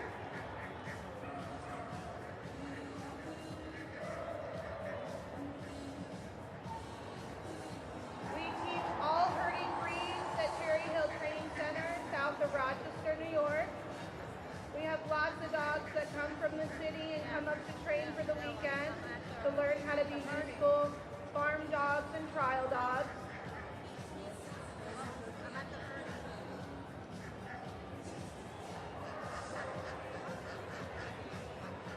All right, we're going to switch dogs. Next up is a Aussie. He is 6 years old. His name is Smack, and his handler's name is Morgan.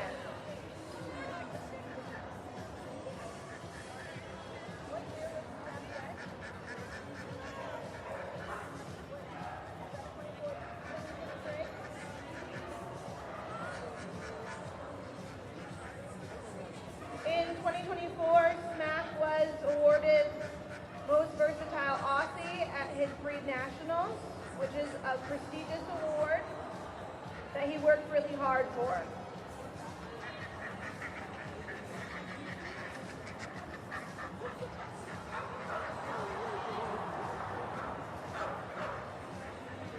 Morgan has been working Smack for a few years now. She's got a championship on him. He's completed all the high levels of sheep, duck, and cattle. And at home, Morgan raises ducks, and he works their goats.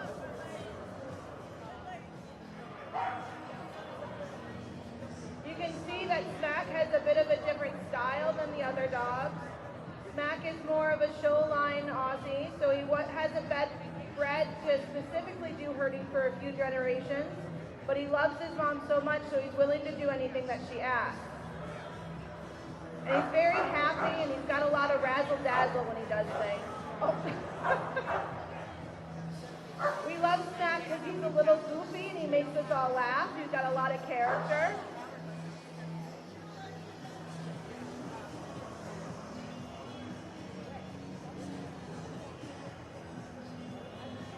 Smack also competes in agility, rally.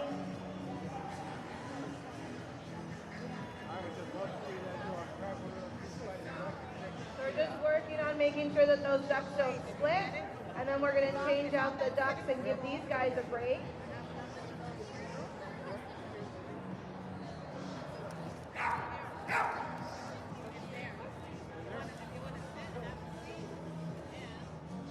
So you can see Morgan's communicating with her stock stick with the dog as well.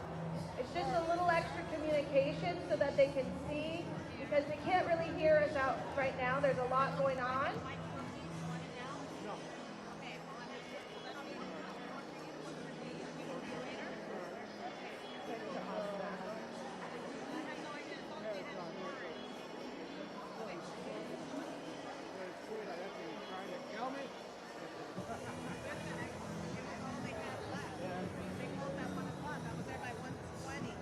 So Morgan's going to pen these ducks, give them a break, and then we're going to bring out another dog and a different set of ducks.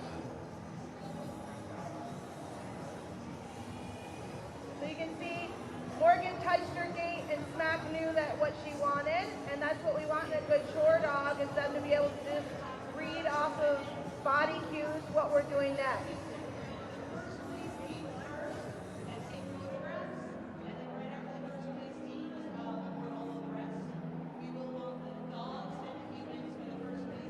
Almost.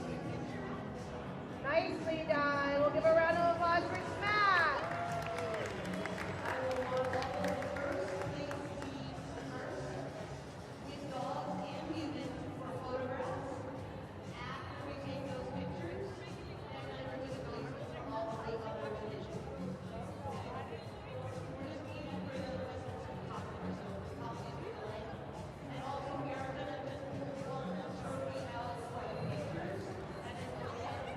Here's another set of ducks.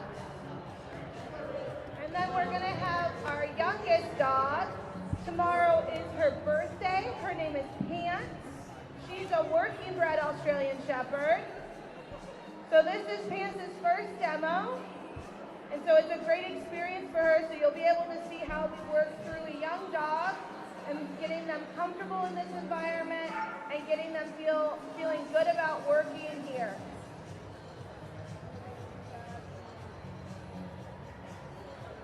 So both of Pants' parents are champions for herding. They both work my farm, and they can work sheep, ducks, cattle, anything you put in front of them. So Pants comes from a long line of nicely bred working dogs, and so she's going to have a long career ahead of her, and she's just starting out.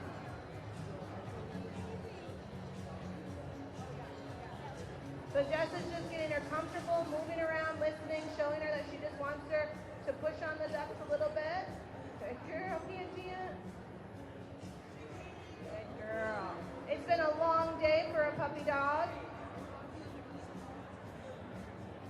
Good girl.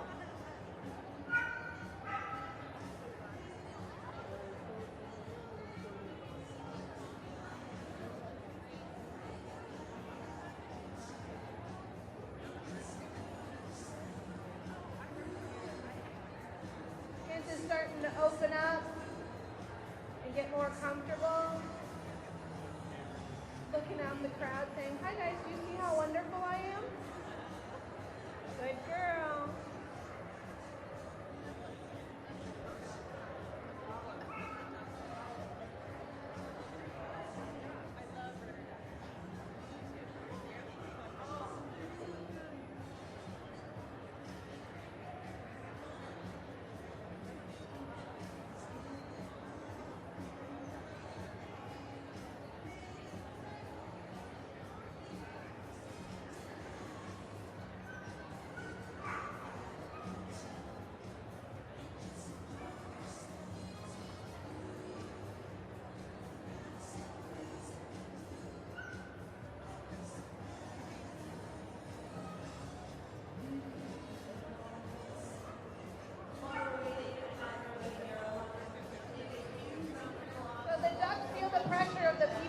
Sidelines too. So if the dogs don't hold the pressure, then the ducks feel the pressure of the people and they turn away from that as well. So our next dog is going to be a fully trained older dog to be able to see how they progress through being a young dog to an older dog, well trained. We call him our seasoned dog. He's a champion and he's been working all his life. So he prefers to work sheep, but if ducks are in front of him, he'll work them too.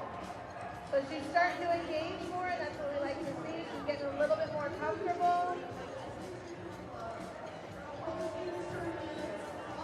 Her handler's doing a good job of making sure that she feels good about herself and wants to do the job. Because that's really important for us, is dogs that want to show up and work and are working for their handler nicely. Good girl. Whoop. And then we'll see if she can fix her mistake, and she did. Good girl. When we have our dogs, if they split the stock, we want them to put it back together and fix it. Ideally, we don't want them to split, but it happens. And then we want them to put without being told to.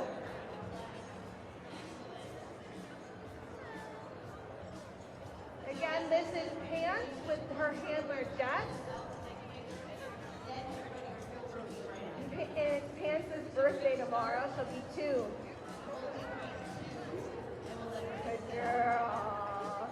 Good job, Pants.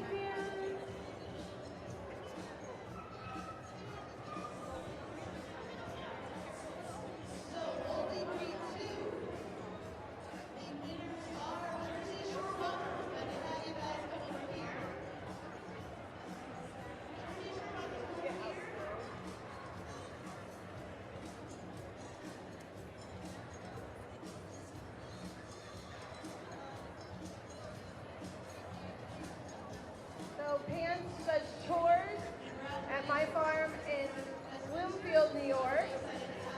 She holds stock off of feed so that we can safely put the feed out without getting trampled by a couple hundred sheep.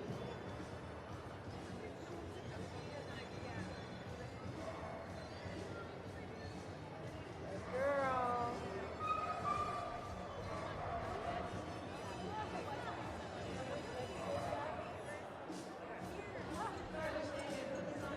Jess is going to send her dog around one last time, make sure she's happy and ending her first demonstration on a high note, so that next time she does a demo that she loves it even more, she feels good about it. Good girl, Ian. Good girl. Even though she's young, we still have lots of rules for them. They can never be mean to the livestock. So she's prancing around happy, but she's had lots of rules put on her about how she can move them and how she can work.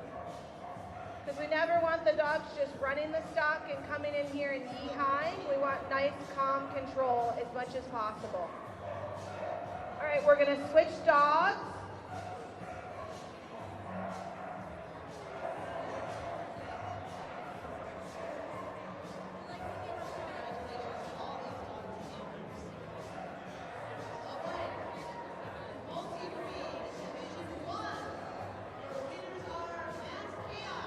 All right, the next dog we're going to put in is an 8-year-old Australian Kelpie. His name is Jinx.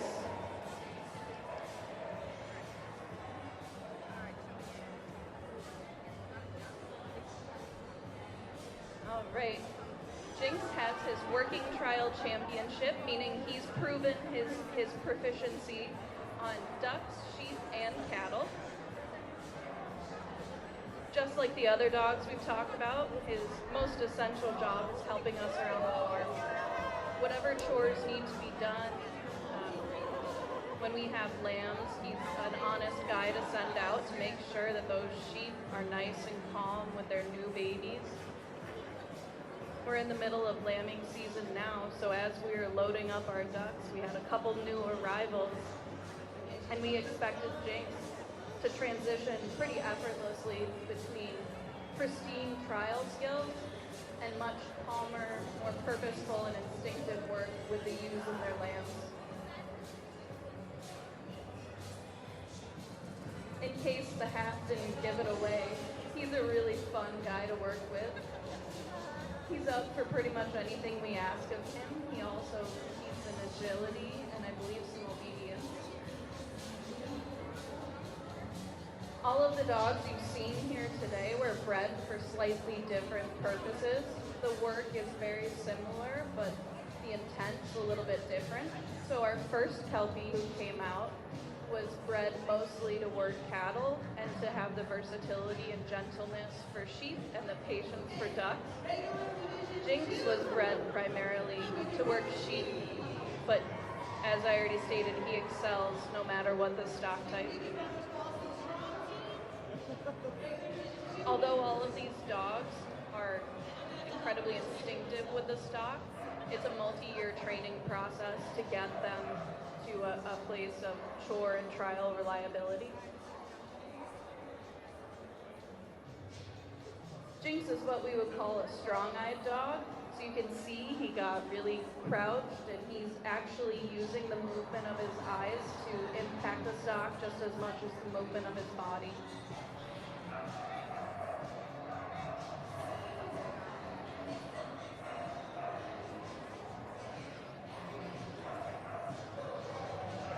our dogs get to know our stock just as much as we get to know one another. So the ducks are behaving a little differently because, believe it or not, there aren't normally this many people when we do chores. So they're all kind of taking in the audience and they're all behaving a little bit differently, and so the dogs are responding accordingly. As you can tell, nothing really distracts him from the job, even one eye covered.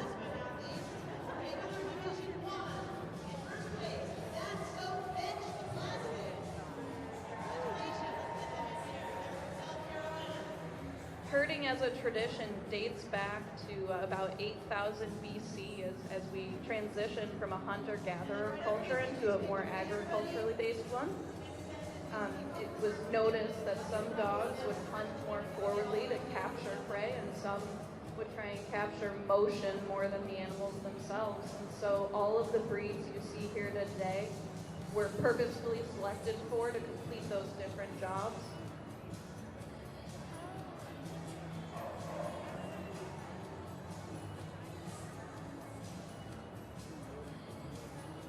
Patience is absolutely essential when it comes especially to working ducks.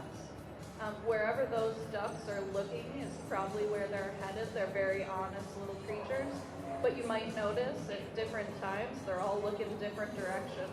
So it's important that Jinx gives them a second so that they can figure out where they want to go. That little hen has some attitude today.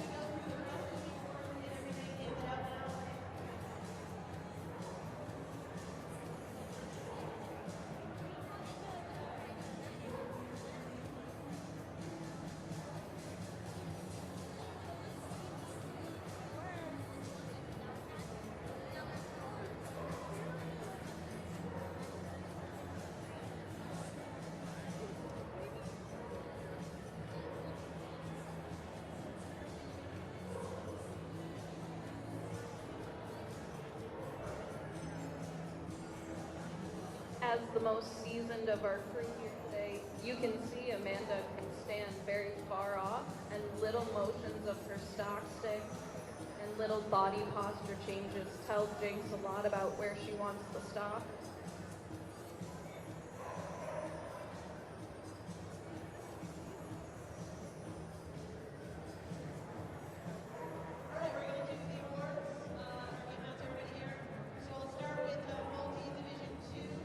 Looks like we're headed to that corner obstacle, and you can see Jinx kind of has their number now.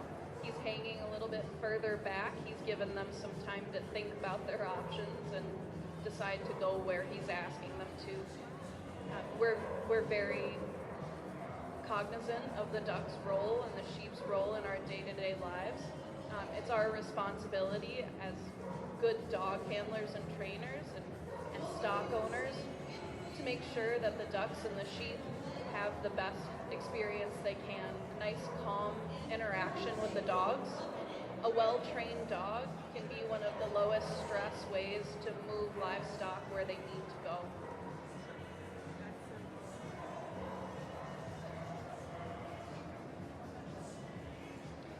Jinx's preferred stock type is absolutely the sheep. For anyone who was with us this morning, the first thing he did was look around in the high hopes that we had snuck some sheep in the back of the truck on the way here. But he's willing to work whatever's in front of him.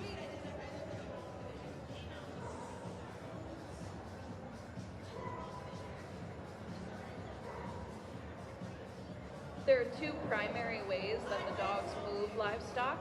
So you can see when Jinx is pointing his shoulders and he's looking straight at those ducks, we call that driving. So that means he's pushing that stock under Amanda's direction, wherever she would like, and often away from her. Then when he turns away from that stock, so she right there, his shoulders turn and he commits to getting around them, that's called a flank. We use a combination of flanks and drives to get the stock wherever they need to be or out of wherever they shouldn't be.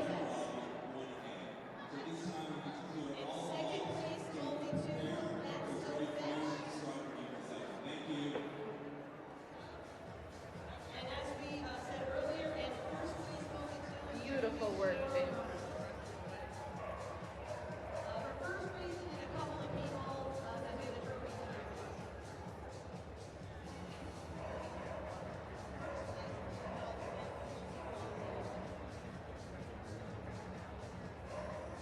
right, we're going to put these ducks back in the pen and give them a little bit of a break. What we want in fifth place is we can run our scrambled eggs, so that can stay here. In fourth place, Penning or moving the ducks from one spot to another, whether it's a pasture or a pen as small as this, is one of the first tasks we really like to teach our chore dogs. It's one of the most essential things that they can help us with.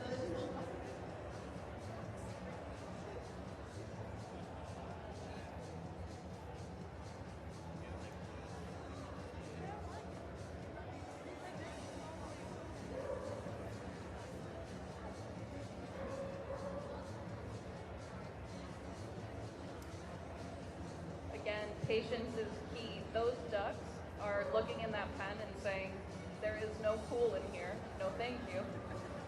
Little do they know that's up next. But it's Jinx's job to keep them nice and calm while they make that decision to go in. Good boy.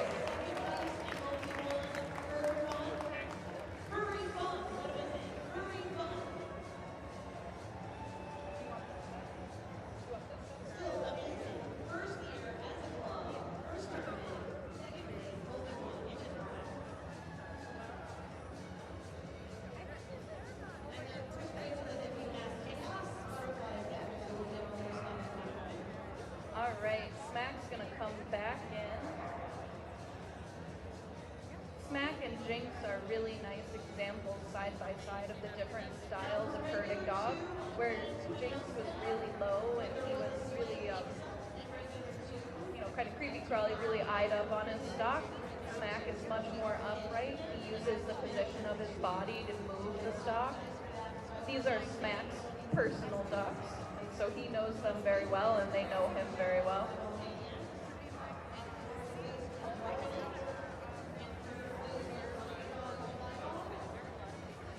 The stock have just as big personalities as any of our dogs, so you'll see that one white and gray hen is much more inclined to turn off and say to the dog, "No, thank you. I'm not interested in doing this right now." The dogs know to just be patient with her. Her personality is good. It keeps everything fun.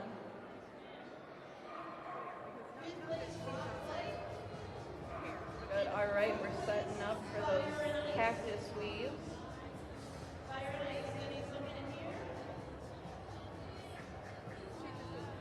Oh, beautifully done, buddy. Nice job. So you can see neither style of work is more effective or more preferential than the other. It just depends the job you're doing. in second place, regular one, some rough competition. Some rough competition. And in first place, regular one, that's so catch.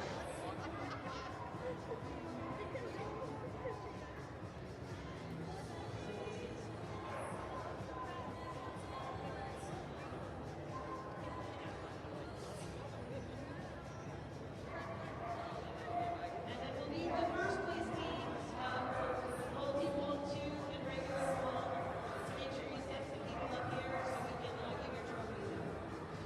Regular 2 and regular 2.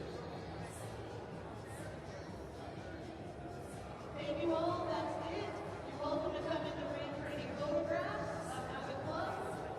And we'll just want to be cleaning up a little behind you. But you're welcome to come in. Beautifully done, Smack. Good job.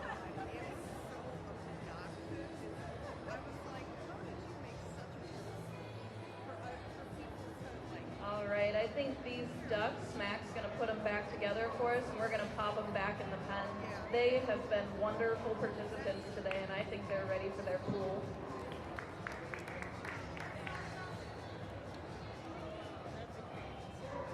This is one of Smack's chief jobs as